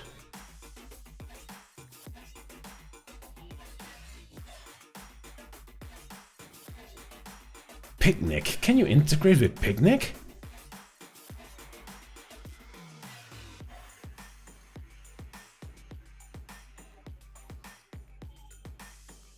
The problem with ventilation, Kevin, is that it's like different for everybody. The cool thing about a doorbell, everybody has a doorbell. Like, we all have a doorbell. We all have that little button outside, right? So it was applicable for a lot of people. And the ventilation system, you will quick drop into like, okay, I have this system, I have that system, and this one can control this way. And this, like, mine is really dumb, which saved my ass, but yeah. But does Picnic have an API? They do.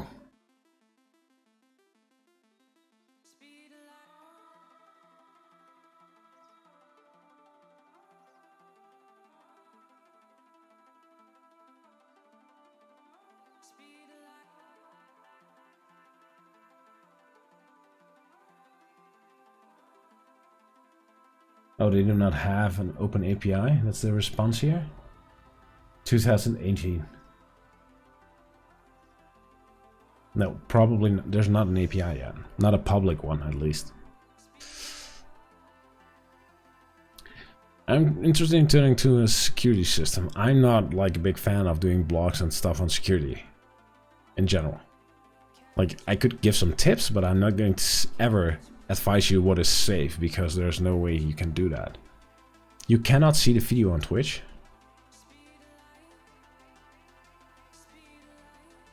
Hey, it blocked for me as well.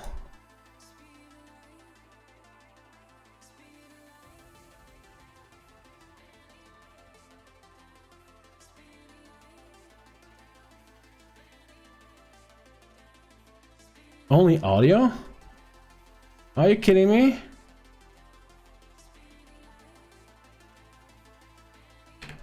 Yeah, the encoder crashed. Oh boy, you guys can hear me, right? I got an encoder crashed.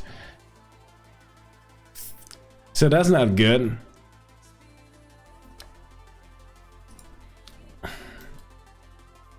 Encoder crash. Is Lydia somewhere hiding?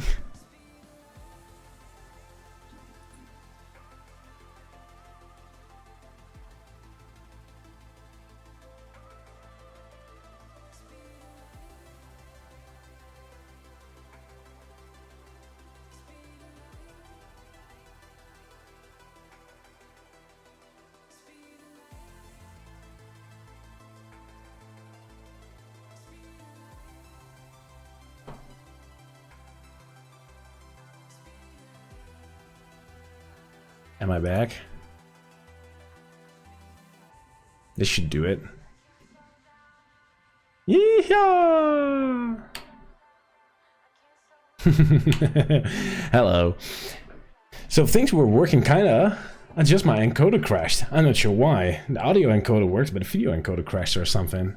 OBS was still running. It's just, whoa. Yep, he's back. Back. Come on, all say back. I'm back. Cheers, mates. Sorry about that. Now we know what that button does. Nice one, Hammercam. Oh man. The fart button. It's the fart button. So it's just, this is the fart button. But Picnic does not have an API, so that's not an option, apparently. Oh, I need to play with Sentry. I want to play with Sentry. So Thea add-on, PHP MyAdmin, fly not. I want to do something cool. I want to do something that a lot of people could use, but isn't there yet. And that's hard to think of. That's something that is like the morning you're, I don't know, you're brushing your teeth. And fucking Snoop Dogg! AJ that. The Picnic integration would be sick. There's no public API, so that's not going to happen, Patat Mom. Hard reset. This was a hard reset. Oh, first at Frank App stream of the new year. Yeah, it is. Hey, Intimate Tech, how do you do? We talked about you for a minute there. I'm doing like Dr. C's did it well, like the 2020 list, right? So I put in, of course, the here in the DIY section somewhere, the Quinn LED stuff, because well, under knowledge.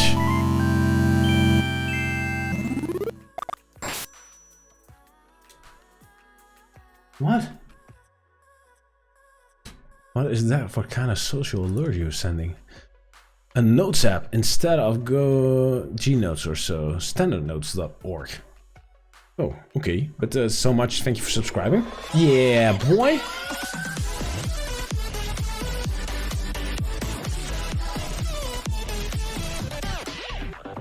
But I should do the Quinn LED stuff.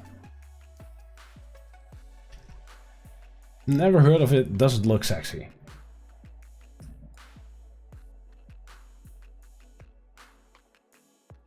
Click. This looks, I don't know. Maybe. Justin, thank you for the bits, man. That's appreciated. Surprise. Surprise, motherfucker. Google API and stuff. Oh. A summary of information during your morning routine, traffic, etc. A GUI interface for WLED and effect creation. That's not something I can provide. You should ask like the WLED people.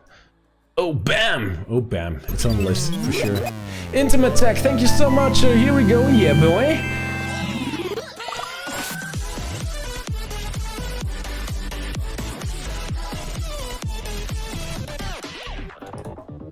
Thank you. Something for notes, though.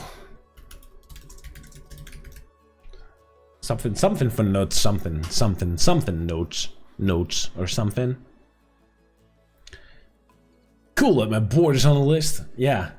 Well, I really look forward to doing it. It's just like I actually was like that darn stupid in my mind that like I would have a bit more time, but somehow you fill your time with everything in your head and you're still busy, right? So problem remains. Bookstack does notes. True.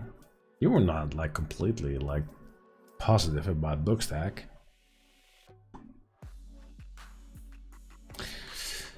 Just an example. That's okay. Something. Check out the info on Picnic. I'm going to check out the info on Picnic. Hold on, I'm picnicking.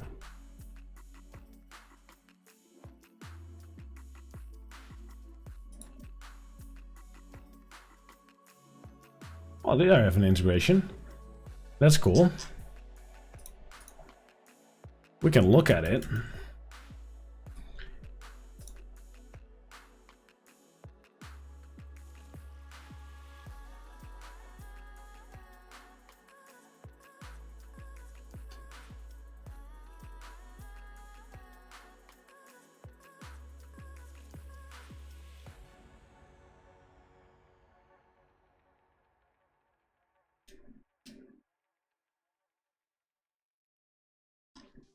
Yeah, that's doable actually. How's the login handled?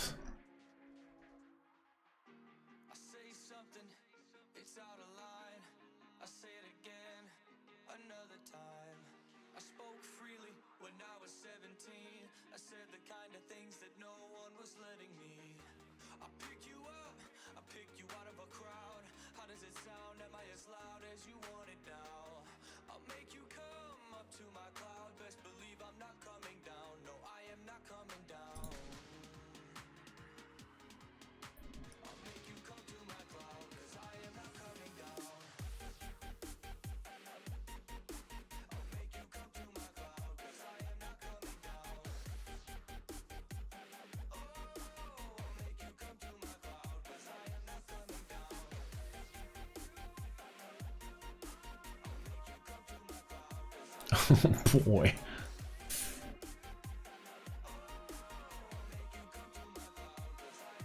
Oh, this is the interesting part. This is doable. This is actually doable, by the way. I like this. I'm going to save this.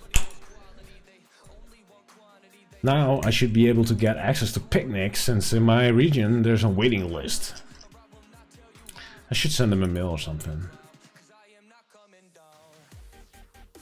But that would be really nice. Oh.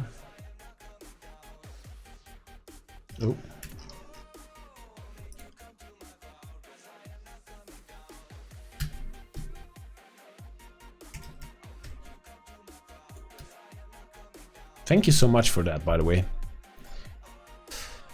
Oh, hi, the stream is back, yes. That stands what not there. Yes, you did spot it. Have you seen Fia Room on Dr. C's fit? No.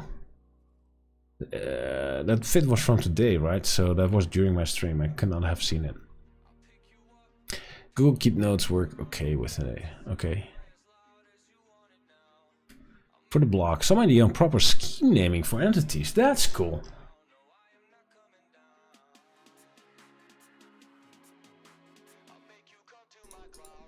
That's a cool idea. I like that. I do have structure for it.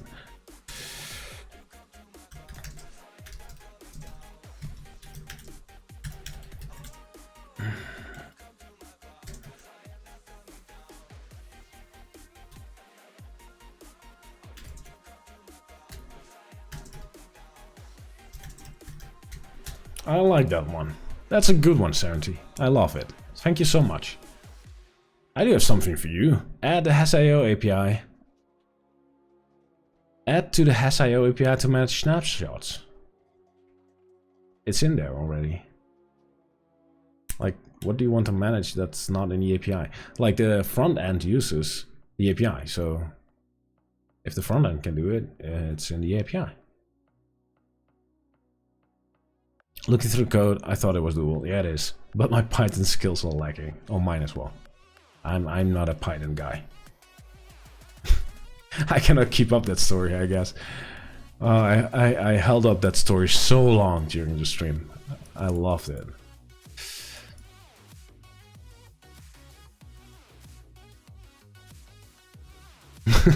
Frank just casual scrolling through a file like this Dutch poem, nodding at. I'm like, what the fuck is that all? I'm sorry, mate. I didn't want to give you that feeling. But if you look at it, like, it was written in JavaScript. I could not write JavaScript that way, but you can read it. If you do program a bit, then those kinds of things are just like, oh, okay, that's what's going on. That's what's going on. That's happening here. Okay.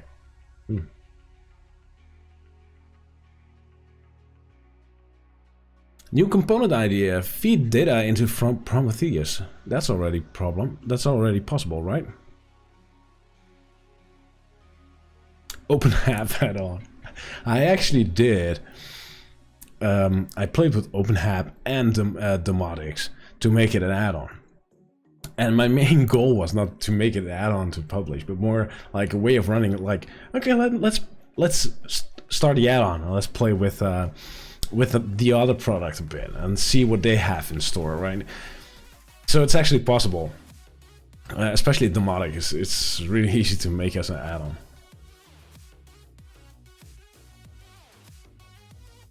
Did you have to look at home gear?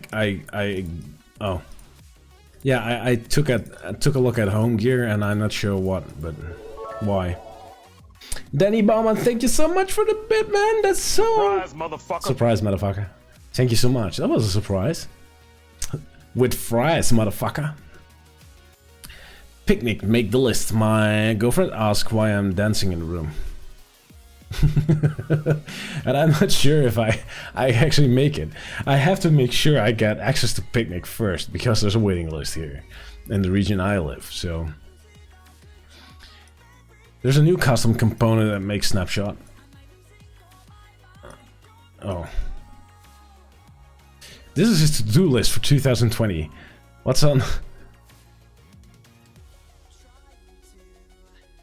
I'm not sure what. Naming test 1, test 2, test again, didn't work, hopes and prayers. Oh yeah. It can get messy so much. Add a planet to the community website. Add a planet. Add a planet. please help me out here. I'm not sure which... Captain Planet?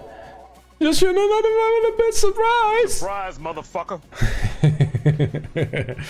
Thank you so much, sir. You're going completely on the bits, right? Thanks, man. It's appreciated. The Google Drive backup. That's a nice one. Can you give a hint? No. Can you give a hint on explain what Picnic is? It's a supermarket online. Just online, you can order your stuff and it will bring in the groceries. It's really hip here in the Netherlands. It's cheaper than most supermarkets because they do not have or own like physical stores. And it's really cool. They come with those little, like really weird electrical cars, electric powered cars to deliver the groceries. And there's a waiting list to get like an account. It's that weird. Oh, RSS feeds for websites. Yeah, that's really old school though. I see what you mean. Yeah. But we see blogs about aggregator. The problem is there are like many blogs that sometimes write about like home system, but it's not that much. But we could like filter the contents and stuff on what's actually contained. But yeah, Planet PFP is a good old example. Hey, Danny bought one. Oh man, that's really another bit. Thank you so much. Oh, not again. No, not Thomas. I'm pushing all the buttons like Gracie. I'm not sure what I'm doing, but thank you so much for the bits, mate. He earned that shit. Okay, what else? You guys, you want to know what I can blog about. You can guys can tell me the best thing I should write, right? DIY projects, got some. I probably should grow this list during the year, right? He earned a shit last year. Hot shame. Really? One freaking bit. Thank you so much, sir. That deserves a Thomas. Smoke weed. Thank you for the bits, mate.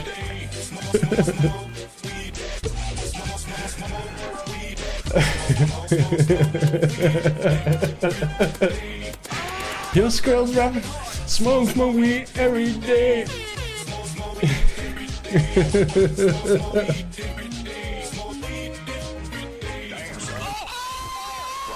Surprise, motherfucker!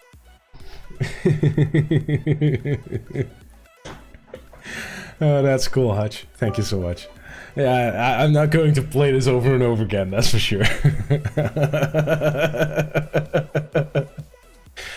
Oh, man. DIY. Thank you so much, mates. Some videos, I got some emoji, got some things. Picnic is interesting.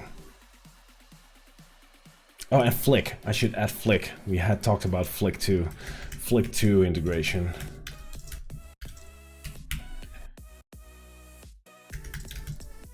Because I have those. I want to use them. That's for sure.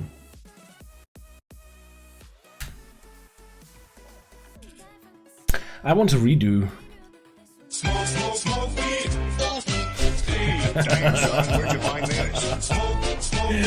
Oh, J-Dad, here we go.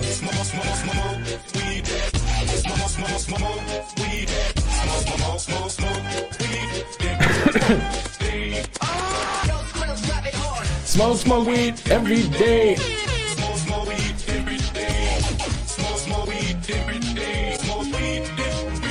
Damn, son.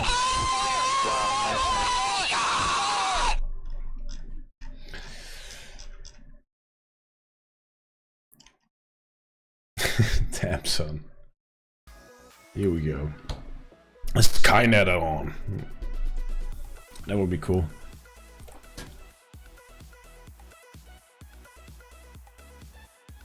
You inspire me to look into my central ventilation box. It's a BuVac stream. Never heard of it. There's a wireless connection to the control box downstairs. RFK and X apparently. So I don't know where to go from there. I don't know either, mate. But in general, Have you queried like the home assistant community?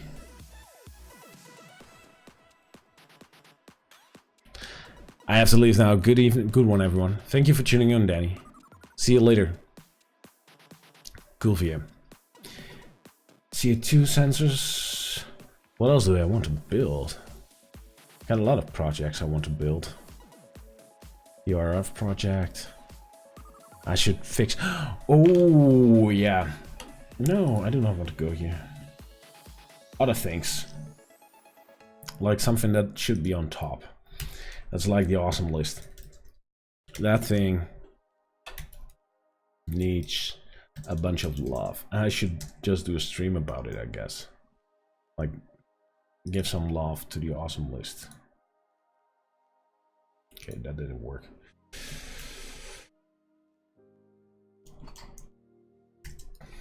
That thing needs some love. There's still many people going to the awesome list, so that's... I think it deserves some love.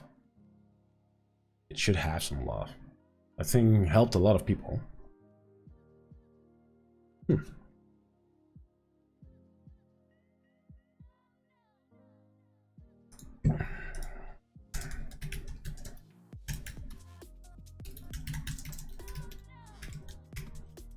Maybe make a gateway for Laura. So if you would make, like, if you could like go into your home and do a DIY project, what would it be? Like, I need some DIY projects for myself even. So if you go in your home and you would do a DIY project, what would you like to DIY? What would you like DIY for yourself?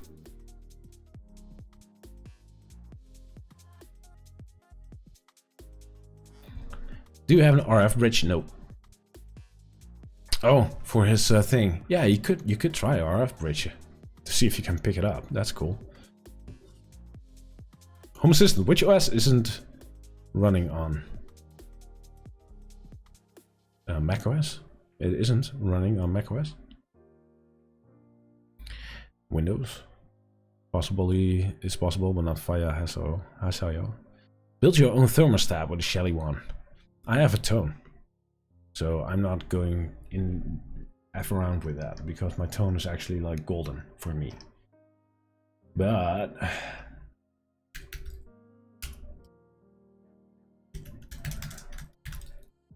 I keep calling a component.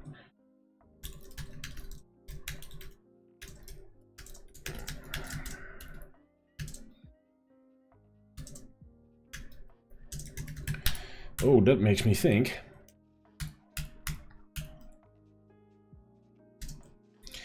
The Edgard at home.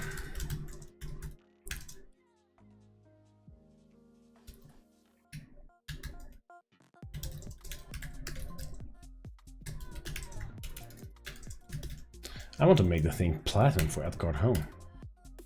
That would be cool.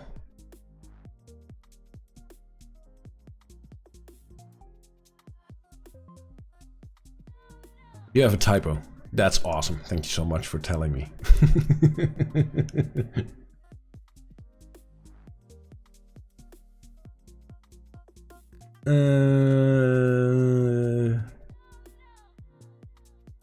I almost got the other mission finished to link the actual apartment to the doll's house. The doll's house. Messing with the lights. Kids like that stuff. Bed sensor for occupation. That's cool. That idea I like. I could explore that one, especially for the kids, like a bed sensor. There are like things out there, tutorials, but there's not like a recent full-blown write-up or something. There are some write-ups and some things, but like the doorbell project and that kind of style, I could use it actually. The kids, I love that idea. Where is it? Yeah, one Rob.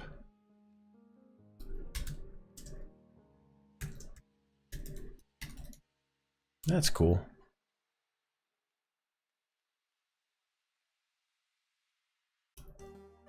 That's a cool idea.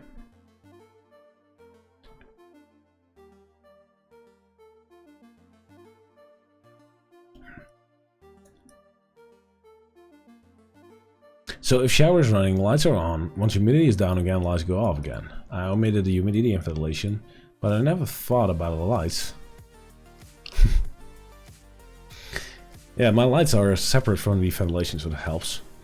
A home assistant controlled final jukebox. That would be an amazing project though. If I had the space for those kinds of things, oh man, I would love to build like something that big.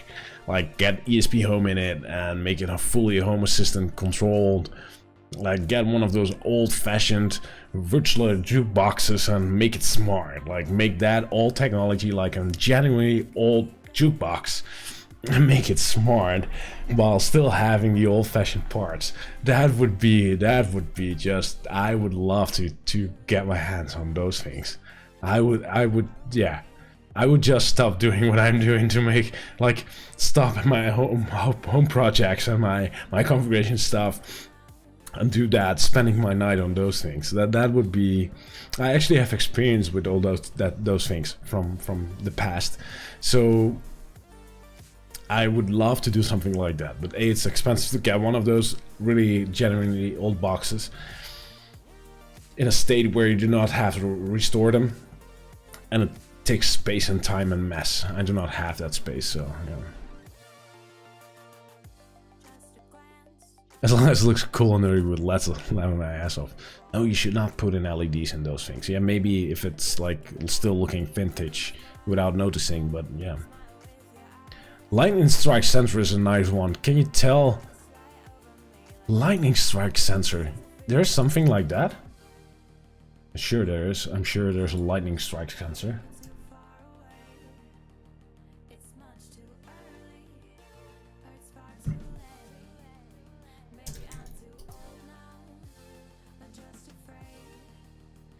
It's even supported by freaking ESP Home.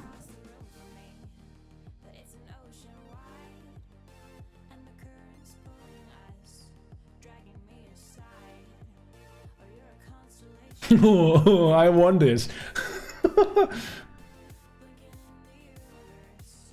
Oh, hell yeah.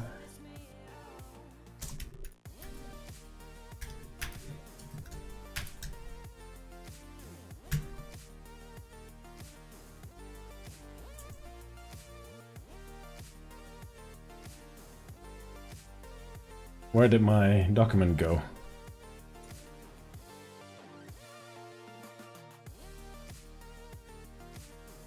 What the hell's going on?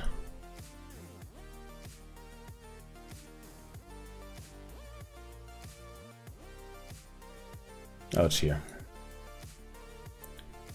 Oh, hell yeah. That is an amazing idea. That's an amazing idea. Thank you so much, Vincent. DIY plant watering. Yeah. Well, I do not have much of a garden. I have like no plants.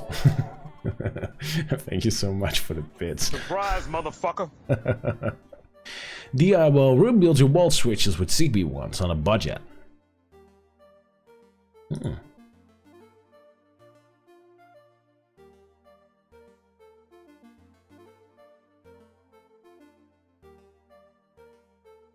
Oh. Oh.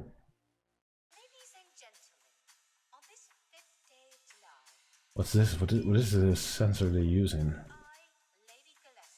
Oh my god. I like that. That is nice.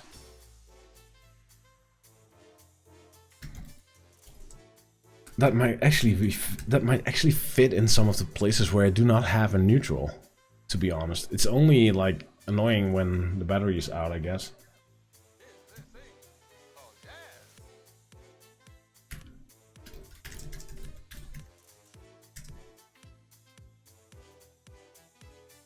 Saving that one for later. Thank you so much for that inspiration. Homematic climate controller. Yeah. I don't like DIY stuff because I like stuff done right. Yeah. So then you buy something in China You consider it right. No, it's I don't. Some things are just like not because they're cheap, because it's fun to do. Like the doorbell project, like it's okay. The thing costs two bucks. Let's say $5. Let's say the doorbell project costs you $5. It's a DIY project. It's cheap for $5, but do you need to, like, you could buy a doorbell that can do it for you for probably, I don't know, 20-25. It's probably not even worth doing it. You could probably just be quicker buying a ready solution. However, there's fun. And there's the satisfaction of doing it yourself. That's at least how I look at it. Which operating systems does it run on now? I don't know, mine runs on Ubuntu. I have one on Debian. I have one on HasOS. Like, I don't know. I've seen some people run it on Arch. It's possible. The last project I did was a hot tub sensor with WLEDs. Not sure how many people would use it. That's pretty neat. Yo man, congratulations for making it full time! Yo, thank you, sir. I was wondering why wasn't you there in the first place. Oh, thank you, I guess. Anyway, it's awesome. I'm having an awesome time though. My son, he's almost 3, managed to get Google to stop timers when the wife can't. Quite amusing. Oh boy. I saw a guy that uses doormat sensor under in bed. Cut a wire and connect the ESP to it. Yeah, I heard that. That guy was on the a Home Assistant podcast, I believe 2 or 3 episodes ago. There are 2 very cool bed sensor implementations on the forum. I will check it out. I've tried using a bed sensor and basically converting a bed to a large scale. This didn't work as expected since my bed is too heavy. You need heavier sensors. Although, if I've seen a lot of those implementations where they put like the sensor directly under the legs of the bed. I think that's not a good approach. Like, I think you should like put them on the how do you call it, the underplate, like the latest thing where the mattress is on. That thing will actually bend a bit, and I think you can use that bendability to measure some light differences in pressure. If you put something in it, it will actually make some pressure. I think that's a better place to put it. Somehow. Not figured it out, just thinking out loud now. Now looking into the pressure mat thingy. Let me know how it goes, Patamon. Some fridge items tracker? No. A LED strip for on-stream usage controlled by donors and subscribes. Yeah, I considered it. I actually wanted to hook up. One of my things I want actually is to hook up Twitch better to Home Assistant. Because, well, then I have like feeds, chat feeds and stuff. Like Twitch and YouTube or something, like chats better. And then I could like interact with the conversations with those things you're saying and make a bot based on Home Assistant. And do things on stream with Home Assistant based on things you guys say in the chat. So that's one of the ideas, but that needs time. And I'm not sure how many people would use it. It's quite a bit of time I should put in to make that happen.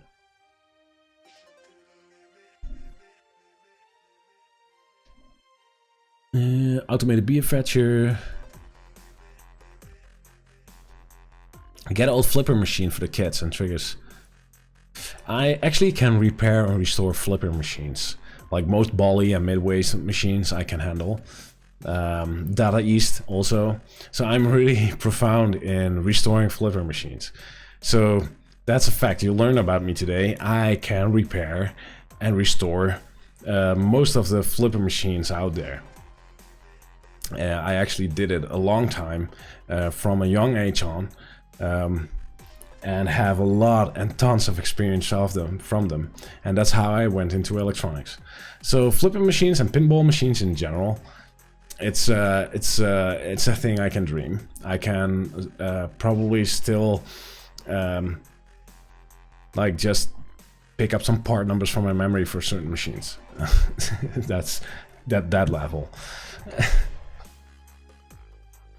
Oh man. I liked the Getaway. The Getaway was one of my favorite machines, actually. That thing was cool. Data East was in general shit. Bolly Midway was okay. The Bolly Midway era was okay era. But that's enough about pinball machines. I love pinball machines. I always had pinball machines. Now I don't have them anymore.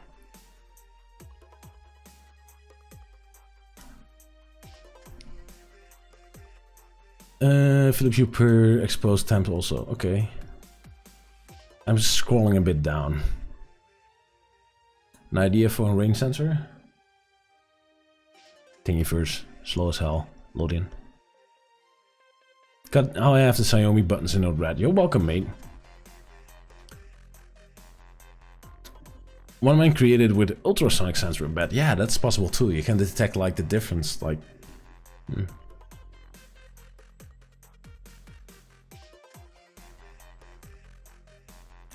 Both work. Yeah, probably.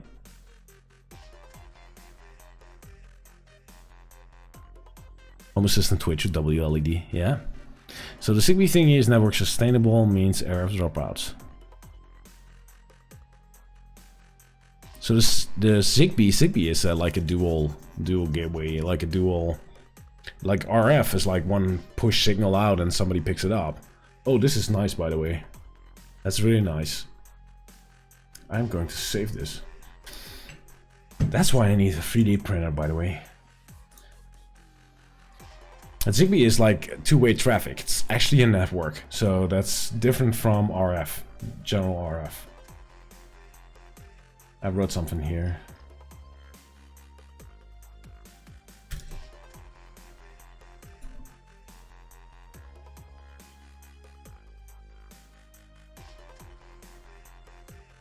You could use this for measuring your bat spirals. That was the word I'm looking for. Good idea. I would like ESP Home to support LoRaWAN, but I guess that's not your neck of the woods. No. Choo choo, homies. Choo choo, mate. How do you do? But there's some really good, cool ideas in here. Okay, we talked about DIY. We talked about add-ons a bit. Not much. Actually, Nextcloud and MB clients and stuff was most requested. But what device in your home is not supported by Home Assistant at this point? That's this is probably the stupidest question ever, because we all like have like, I don't know how you guys shop, but if I go shopping I will check Home Assistant and see if it's supported or not before buying. Or I know I could probably hook it up in my case, or some of our cases, I guess.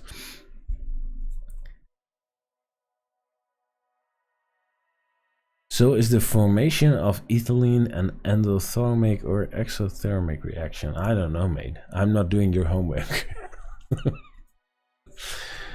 Oh, Luke Trollwalker. Nice, mate. I like your name. The LG dishwasher. I'm actually personally looking forward to the Home Connect add-on. Home Connect is something by Bosch and Siemens and some other brands, but Bosch and Siemens are the bigger ones. They have Home Connect. My kitchen is filled with Wi-Fi enabled appliances, which are not supported. I applied for the developer program with Bosch and Home Connect, and I actually got in months ago. So this was actually high on my list to do for any time soon. But actually somebody opened a PR to add some basic support for Home Connect. So I'm actually awaiting to that get in, by the way.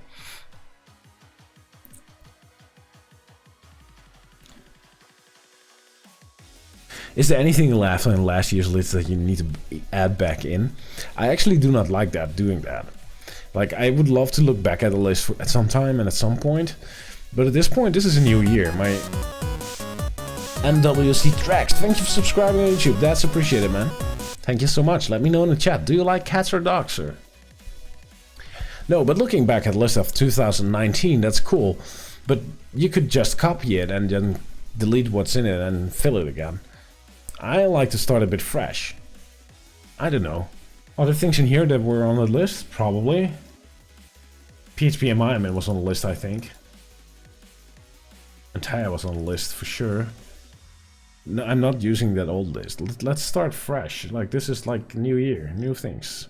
And this is not like a promise list, but this is something I can work with a bit. By the way, Snip's dead because of the Sonos buyout. Huh?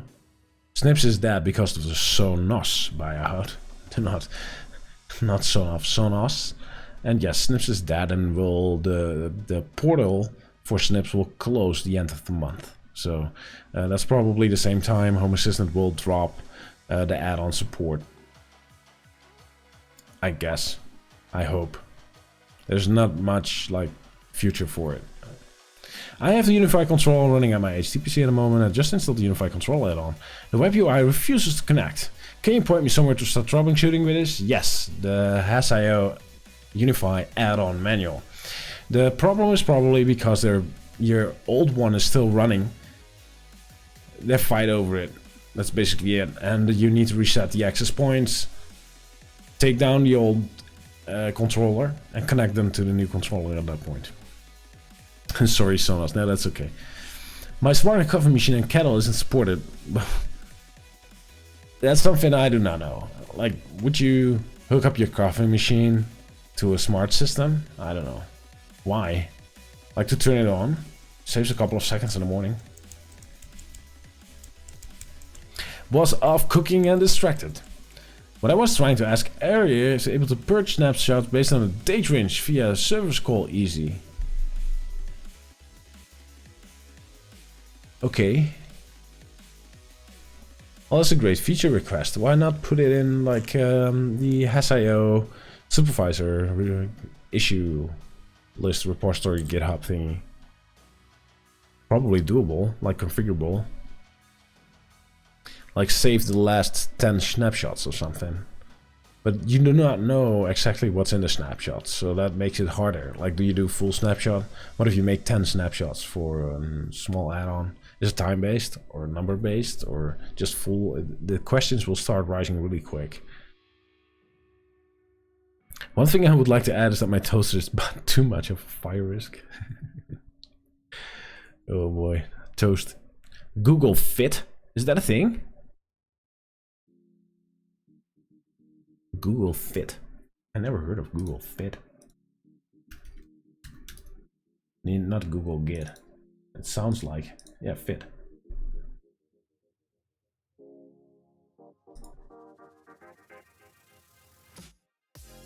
Is this like Apple Health? Yeah, I'm not in a Google ecosystem that much.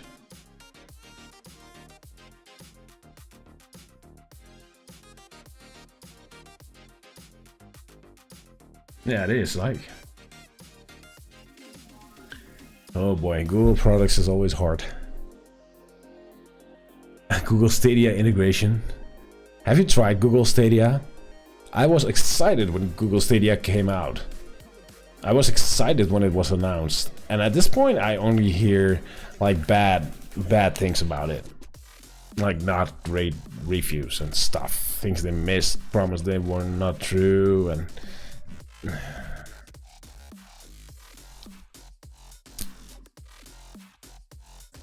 get up.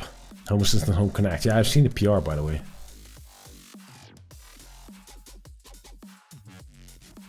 I went the other way with the Unify. Remove the add-on, put a controller in its own container. Yeah, that's possible as well.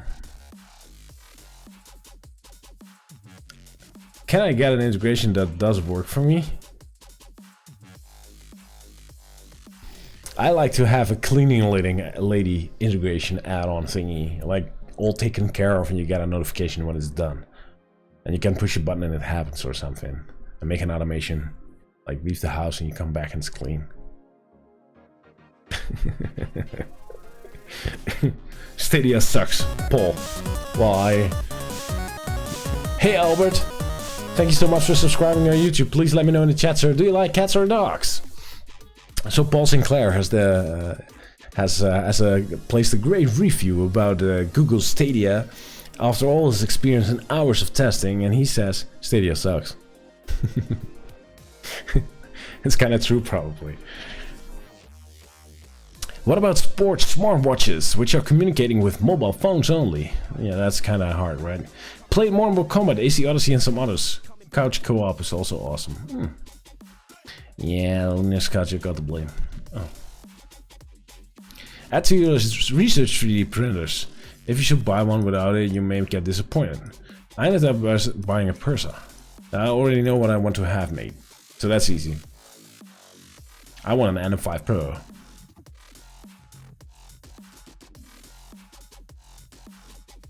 File exchange add-on. Please clarify. Like a Dropbox kind of thing or something? Do you like cats or dogs? I like cats.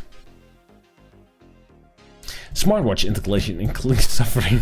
TV only work if you're 10,000 steps a day. Oh, oh, she would kill me. Waiting on my Persa Mini to show up. Nice. Nextcloud already on the list. Still not sure if that is a proper thing for SIO. It will probably go into quick, like sync my configuration or something. I have the cleaning lady integration with Gold Crossy. My Kara loves it. Cool. What about the unified integration where I can read out temp speeds from your gateway and switches? Should be possible, not sure. But the integration does not need a new one, you need to extend what is already there. I want to make a database with barcodes for my groceries. It's hard to connect to a database with Home Assistant. No, there's just an SQL integration. Should be possible. Home Assistant exports it from SD, not the other way around. Oh, that's what you want. Okay, that makes sense. Dogs for the winning. DIY proper automatic roller shade. No. Not going there. Like, you want to make it look good, and it will always be like messy and tiny and yeah. Just go to the IKEA, buy one. Those are the things that it just works with Zigbee. It is not like that expensive. It looks fairly good, and if you do not like the fabric, you could even change that one out if that's the problem. But in general, you should not build that yourself. I'm sorry. That's always shitty. That's always like half baked, never perfect, or you have to spend tons of time to make it perfect. But even then, you probably hit a price point and stuff where it's not like, I don't know.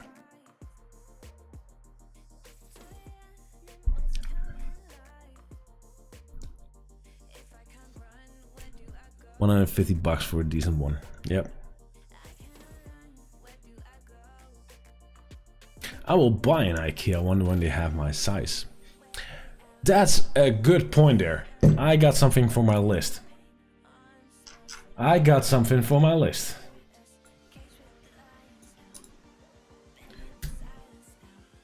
Automated curtain rails. If you have listened to the podcast, the latest Home Assistant podcast in December, I was in it, by the way. One of the things I said is I want to have like automated curtain rails. But you guys probably do not know how my living room looks like, but it's a long wall. I have 11 meters of window here, 10 and a half to be exact, but let's say 11 meters. So this is a curtain rail, which I have right here to my right side, which is 10 and a half meters. And it's split in two, so there are two curtains in the middle, they meet. So that's like 5¼ meters each curtain. So that's a lot of curtain that needs to be running on a track or something, and it's pretty heavy because it's pretty long. So I need to fix that. I want the missus, the ninja, she wants to have it automated. That's one of her wishes. But I need to find somebody that can deliver me like payable 11 meters long curtain rails that can run with a Zigbee motor kind of thing, or Z-Wave, I don't care, that can actually like carry that length of curtain without an issue. So this is kind of a big issue with a lot of like, it's going to be expensive on those lengths, and then you want to make sure it works, right? Old school Gopher interface exposing anti-Jesus files. Oh boy. How about a comparison of different installation modes? Has.io on an Intel NUC, pros, cons, install Ubuntu. The problem with that article, Stefan, is that you probably will never get it right. Because it's really opinionated. French making list, checking it twice. What do you think of this Kickstarter? Which Kickstarter? Ah, yeah, that's a really cool device. It's really nifty. I like what they're doing. The problem is, however, this little thing will definitely, I'm 100% sure, not be able to pull that kind of length on this reel. I'm not a bit like, this is cool for your like smaller rooms or stuff, but I don't know. I would love to see people. 3 years ago, I would love to see people using it, and if they're happy or not.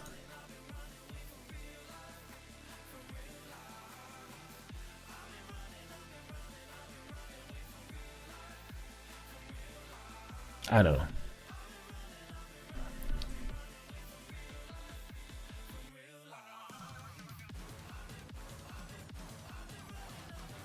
Cheap enough if you want to give it a try. There's no guarantee. This is a Kickstarter. So I will wait until it's available. Just spend some money and go something. Do they have curtain rails on those lengths?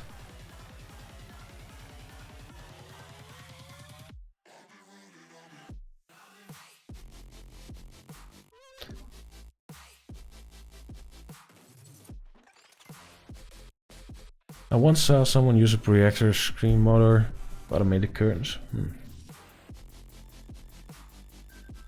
Why not use the Xiaomi curtain rails? Good point there. YOLO Frank. YOLO one Rob. So good question, Android takeaway. Why not use the Xiaomi curtain rails? Yeah, so about the Xiaomi curtain rails is I would love those. I would love to try those, even on this length. Like the pricing is like, okay, even at that point, if that fails, that sucks, but still, like I think for this length, like Xiaomi curtain rails would be like 300, 400 bucks or something, which is amazingly cheap for this length. However, I cannot find a reseller on AliExpress that is able to deliver me an 11 meter reel. Like the longest I found is 8 meters, which is still 3 meters short. So, yeah. No, you'll need 2. Yeah, the problem if you need 2 is that they will not like overlap nicely in the middle.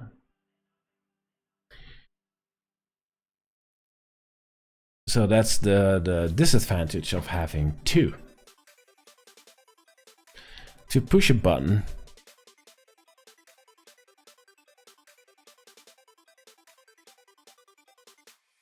gotta run as my dinner is nearly done. Thanks for the stream. Thank you for tuning in, Paul. See you later, homie.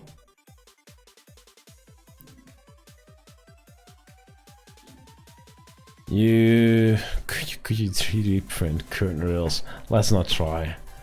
Got a smaller window to pilot it on? Oh, that's a good point. Probably. I have a curtain for my front door, which also has a window next to it. So that's about, I think, 1 meter 60, 70, 75-ish. That's maybe a good like trial piece. That's a good idea though. That's a good idea. That gives me some experience on what a rails does and how it works. Maybe I could have not a window. What I want to see how they overlap, if they overlap.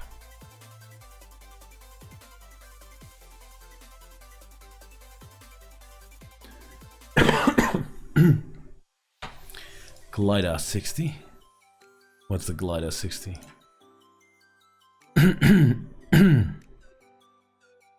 Was this a Kickstarter? Do they seldom deliver? Kickstarter does not have warranties, and it happens a lot, unfortunately, that projects fail on Kickstarter. Some fee.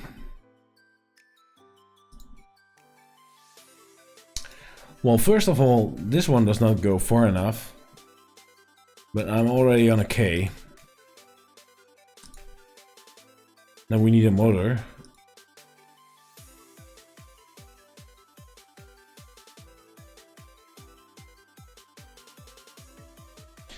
So this is already $1,000, that €1,000, and it's not even long enough.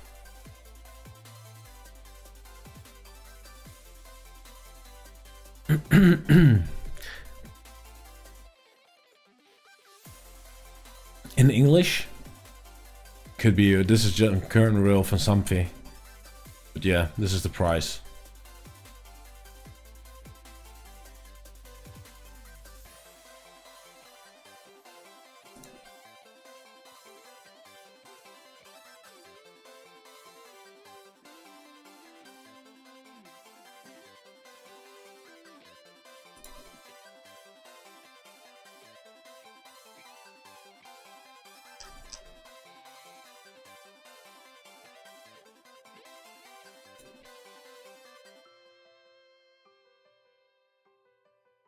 Oh, they have these motors as well. Look at this. Is this what a kick? Is this what the Switch does? Holy shit! So we have invented the Switch Watch curtain rails, as Somfy sells it already.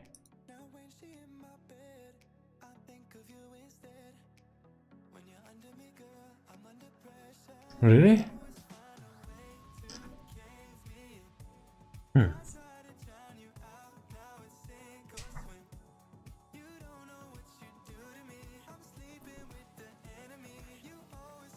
Which Falcon do you have? I do have an Roborock, Xiaomi Roborock S50. I have an S50.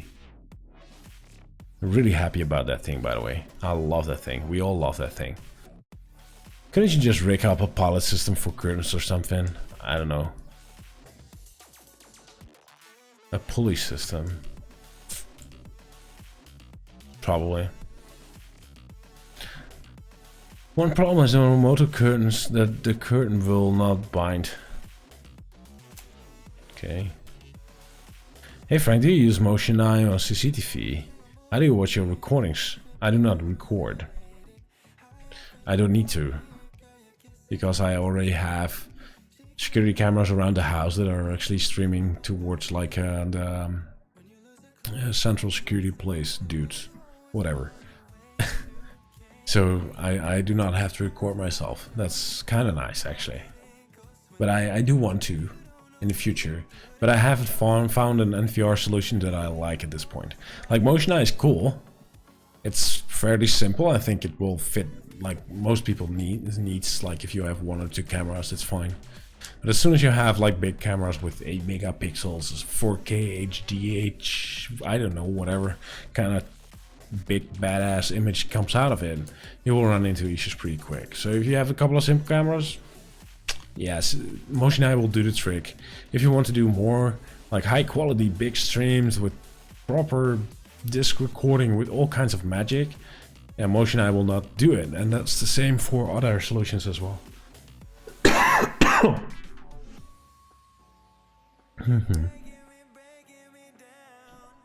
Kickstarter one is more advanced and simple. Okay. I have the same vacuum but cannot find the token from the log files. It's not in the log files, it's in the database. Is the Xiaomi Roborock worth it for only the living room? Well, yes. My the ninja here at home, she actually requested another one for the bathroom upstairs. So, is it worth for the living room? Definitely. Yes. I would place one thing on each level on each floor. Really. It's worth it. Facial recognition here yet? Nope. not for me. Just found something that it would do Sunny Omi Reels up to 10 meters. I guess that's hope for you. Well, if you could send me a link on Discord if you want, that would be helpful. Okay, thanks. Looking for another solution. Cheers. Sure, mate.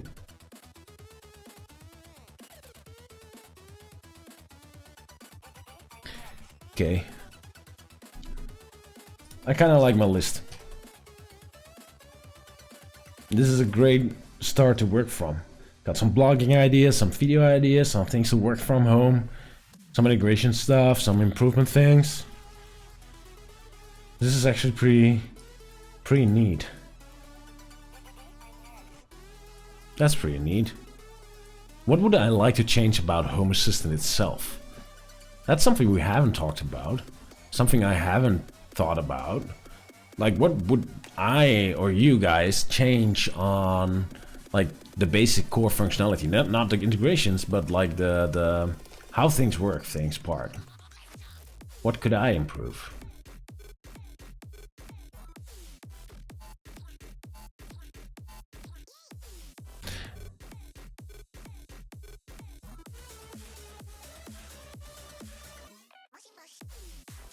Should keep you busy for a bit, huh? I don't know. Facebox.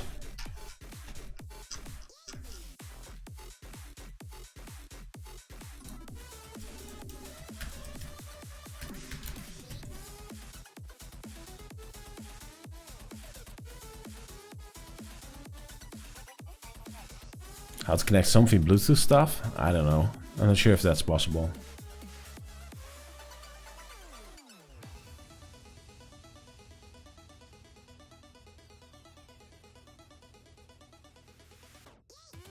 I still only think the onboarding and ease of use needs a lot of work.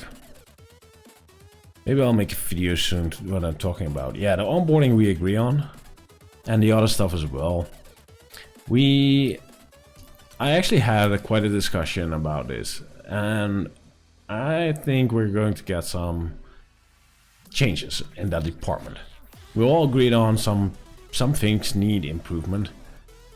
And we need to change, like, things grow over time, and that's not always good. So sometimes it's needed to take a step back and see. So I've seen some experiments, some different tactics to tackle that part.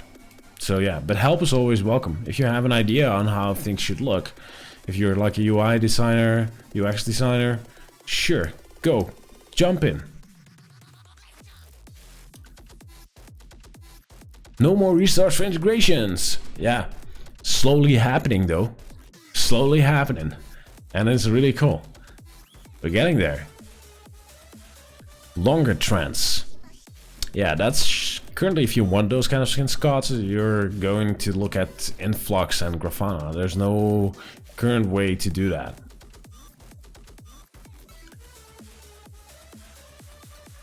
So no way to, for example, use ESP or ESP Home. What are we talking about? Nope, sorry mate. By the way, I recently just found Aircast and I love it. Thanks for it. You're welcome, mate. That's a pretty nifty one. Aircast is a pretty nifty, dirty add-on actually. It's really, well, it works. It's kind of nice. Tired mate, you're so tiny. I'm a bit tired. Yeah, that's sure. That's great news, Frank. Yeah, sure, it's great news, but everything is worked on. Like like Home Assistant, the project in general, and especially with Nabu Casa now, and we are a team now. It's like Home Assistant 1.0 is definitely a goal, and like Paul is told in the State of the Union, it's like make things easy, and making it easier is not only like make things possible from the UI, but also make it easier to use things in the UI. That's the thing as well, right? So yeah, there's definitely part of time and attention and things we're thinking about on improving that. So yeah, sure. The Rebel, since you've joined Nabu Casa, will the community don't go into the official plugins directory? No. Why? I can still do my things, right? And we can still extend it, but the community add-ons work really differently from the core add-ons. There's not, like, in the end, it's a Docker container with a config file, But the rest of how they work and how they are ordered and organized and built is completely different and not comparable. So they're not like instantly mergeable. And why? We should not do it. Like the core add-ons are actually add-ons that are supported by the main project, by Home Assistant main, and are just basic add-ons and basic needs. And the community add-ons, yeah, they supply extra things, right? C1 CPU, thank you for the follow, man. That's appreciated. Please let me know in the chat, sir. Do you G1 CPU is this, by the way? Please let me know in the chat, sir. Do you like cats or dogs? I want to know that.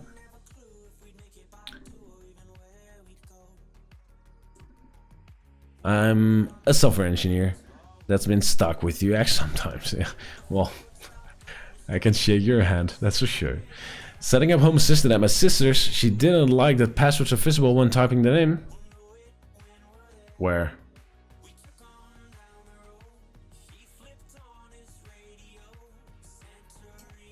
I don't see passwords when I'm typing them in. Logger settings from the UI. Why? Oh, I've seen that issue somewhere. Feature request thingy. Yep. I know what you mean.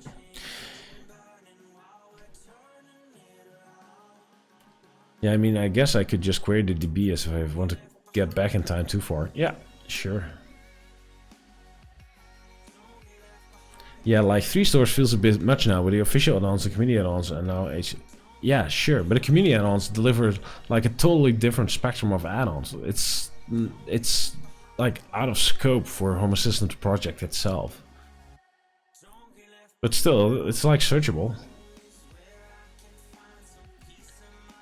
I'm out of here. Good luck. Ciao. See you later then for sun. I will be out of here soon as well, by the way. Android 210 integration will be need. Not sure. Cats. You like cats, sir? Thank you so much for subscribing or following. Thank you. This little kitty cat is playing on his little piano for you.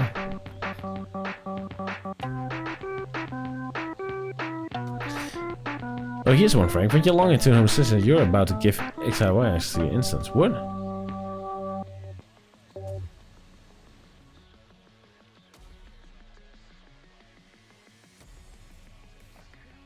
I'm not sure what that is, by the way.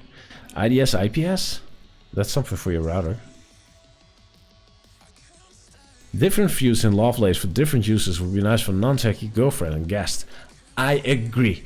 I talked about this with Paul a long time ago. I would love to introduce a concept called, I think should be called Lovelace dashboards, where you can say I would like to have some multiple dashboards with and a dashboard will contain the different views. So we currently have only one Lovelace dashboard.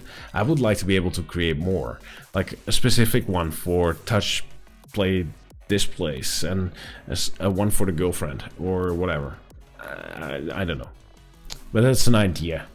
Not sure how, or maybe one that's in a config file and one that is managed via the UI to experiment one, and a lab one where I can play in instead of like constantly hiding views and stuff and getting 10 million views. I would like to be able to create multiple Lovelaces. That's a personal wish, which I've expressed, and yeah, that's it. So yeah.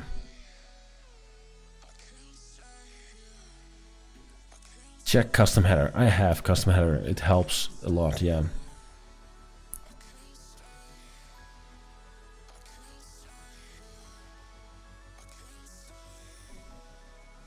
Oh. I do not look much at the Home Assistant login screen. Maybe I should do that once though. Thank you so much, Runner Up. Different interfaces, yeah. Lovelace dashboard, yeah. Drag and drop resizing Lovelace. That would be a hard nut to crack, but definitely I would love to see that. That's for sure. But it would be hard. It would be really, really hard to make that, if it's even possible. While waiting for a new PC, is it possible to create a VM on Windows PC and transfer to VM running on a new PC in Ubuntu? Sure, if it's compatible, yes.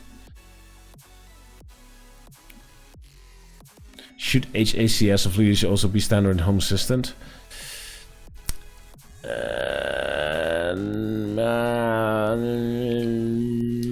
No, I think not. It's opinion. This isn't my opinion, by the way, my personal opinion.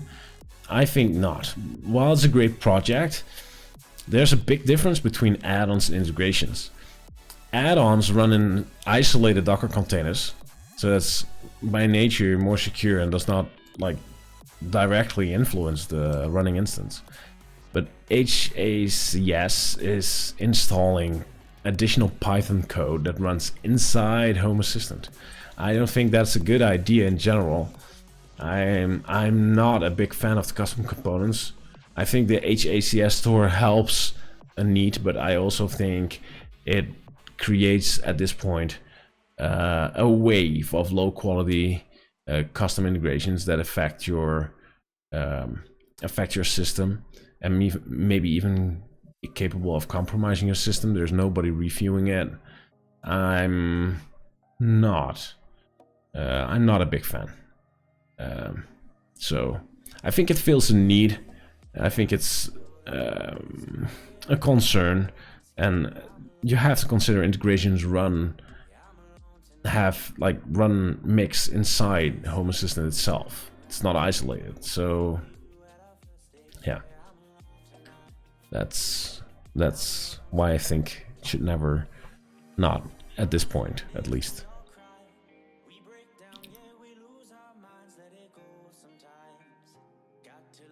HCS should not be in core, I agree. But this is the reason why though. There's also something users really don't get. There are add-ons versus integrations versus components. Integrations versus components, there's no versus, they're the same. We used to call them components, we now call them integrations because they integrate with devices and services. Add-ons provide services. I actually made a change to the documentation recently to mark a start of making that clarity. So if you go to Home Assistant, you go to documentation and then glossary, I've added the add-on, what it does. So add-ons provide a standalone application and run besides Home Assistant on a HAS.io installation. Most of the add-ons provided applications can be integrated with Home Assistant. Examples of add-ons are brokers and database service or file server. Integrations provide core logic, blah blah. So that's still here. And components says integrations, see below. So integrations integrate with Home Assistant, devices, and like the devices and services will be integrated with Home Assistant using integrations, and add-ons provide additional applications and services for Home Assistant that can be integrated with an integration. That's basically the story. But I see the mix-up in Jerry. Polymer repo. Need an alert that notifies me when Frank's is streaming live. Ding dong. Scott, I'm streaming live.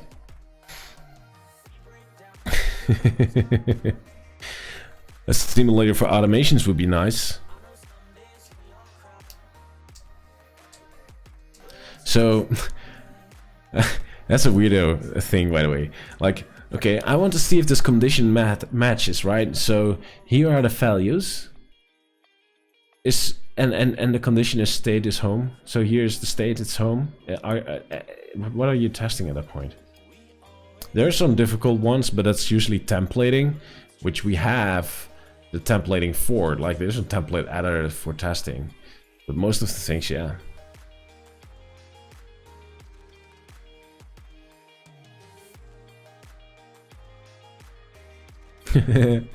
I always think it's I ain't rich.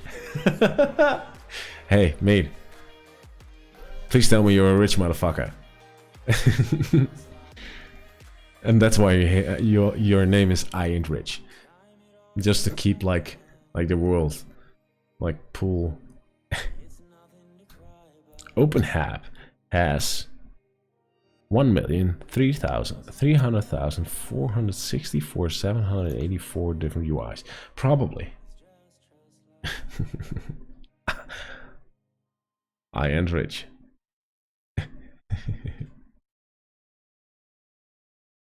Can't even set states with serves in DevTools if you want to test automations. Yep, Riff, you're totally right. You can totally blow up your system in that part of the UI.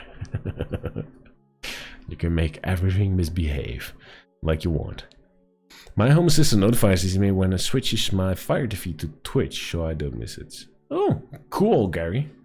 Very cool. Well, actually for today, I'm actually a little bit done. I like what we added here.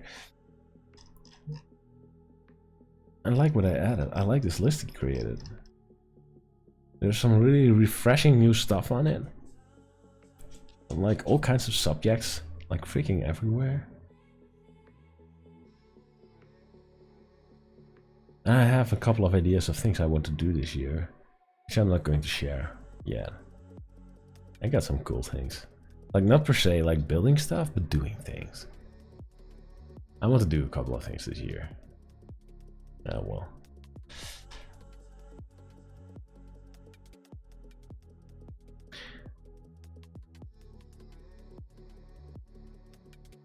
For last year, I had to take an existing smart switch to switch my Christmas tree, so I had to comment out all the automations that use the smart switch and refer it later again.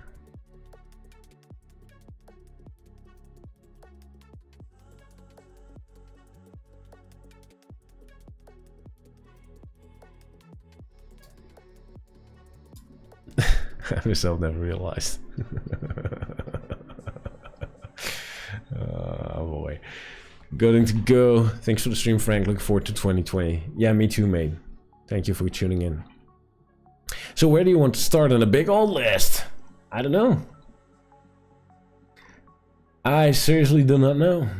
I think for the add-ons, this is kind of in the order of things. Like these should actually go first. Like these are kind of ready to go. They need some like tweaking or going. Some things, a couple of add-ons still need updating. I think 7 pieces or something.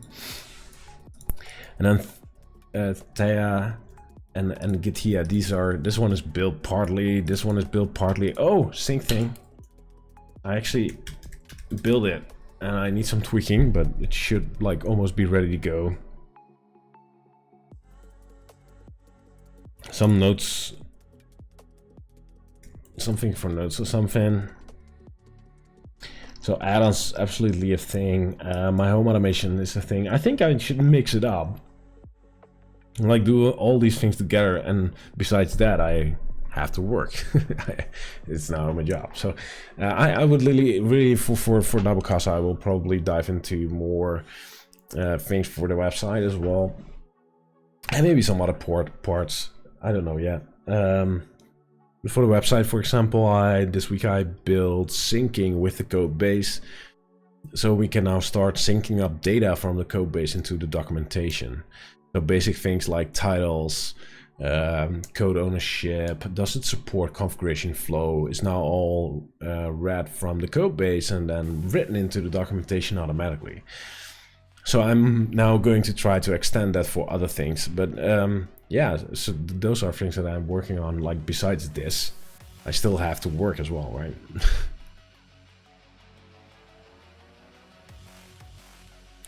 Are there any things you don't want to do in 2020?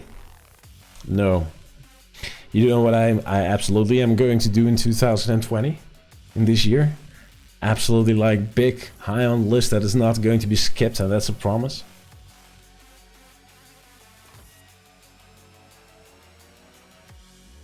Does thing allow you to sync the HA config? Yes. I tried, it does. I mean the thing add-on specifically. Yes, it does. No, the thing I'm absolutely going to do this year, that's marry the ninja. That's something I'm absolutely going to do this year. Hey DLL. That's something that's going to happen. So, holiday. How do you separate IT network from other network? pfSense, VLANs? Yes, I use VLANs. I have edge routers from Ubiquiti, which I'm planning to make. Congrats in advance for the marriage, then. You're welcome. Thank you. Thank you so much for that, Rob. So that's about it. Sorry for the boring stream. Not much interaction today. Or much interaction, but yeah. Any advice on current range smaller than 12 meters? Nope. You gonna marry? Yes, I will. It's about time, right? Will you stream it? No, I will not. And will you automate it? It will be old-fashioned. So that's going to happen this year. That's the one thing that I know for certain, actually. Yeah. Things I do not want to do. That's a good question, though. I'm looking forward to everything. Like, yeah. Are we all invited? No. But does she know? Yes, she knows. Already for a long time. We've been extending it like all way too long. So this year it's going to happen. We picked a date. It's going to happen. See you again after the break. Yes, I live 300 kilometers away. That's so, dude. Data boy, congrats, thank you. So, thank you all for tuning in. I'm happy with the list we composed tonight. I had fun, by the way, looking at all kinds of stuff and talking about all these things and all these questions and all these ideas. Really cool ideas in the list, by the way. Thank you. And I'm not sure where this list will end. I have no idea. It's probably not complete. It's probably never going to be finished. And most of the stuff is probably never going to be done. That's kind of like the risk, right? That's the risk of this all. Thanks for the stream. Thank you all for watching and tuning in. See you later, guys. Thank you for tuning in. Choo-choo, homies. Bye-bye.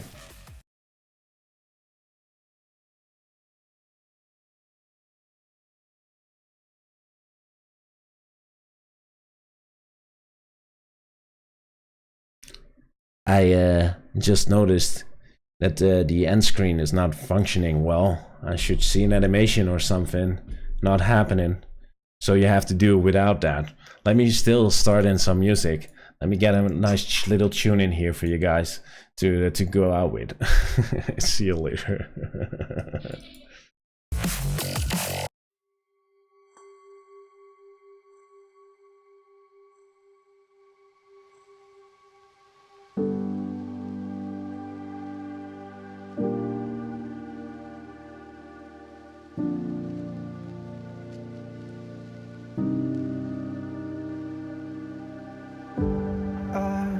My feet off the ground, let gravity take me up. As beautiful as it's been, it's time for me to go.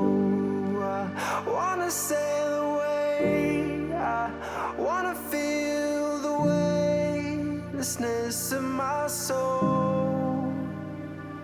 I've gotta go all the way to eternity. All the way to see you. I've gotta go all the way through time and space to find my voice, to see you. And I'll go.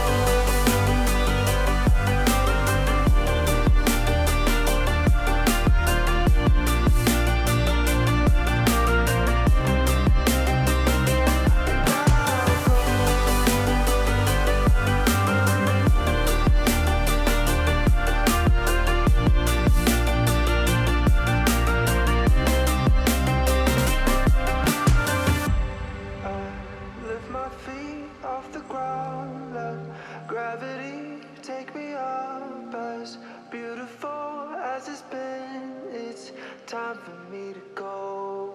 I wanna sail away. I wanna feel the weightlessness of my soul. I've gotta go on.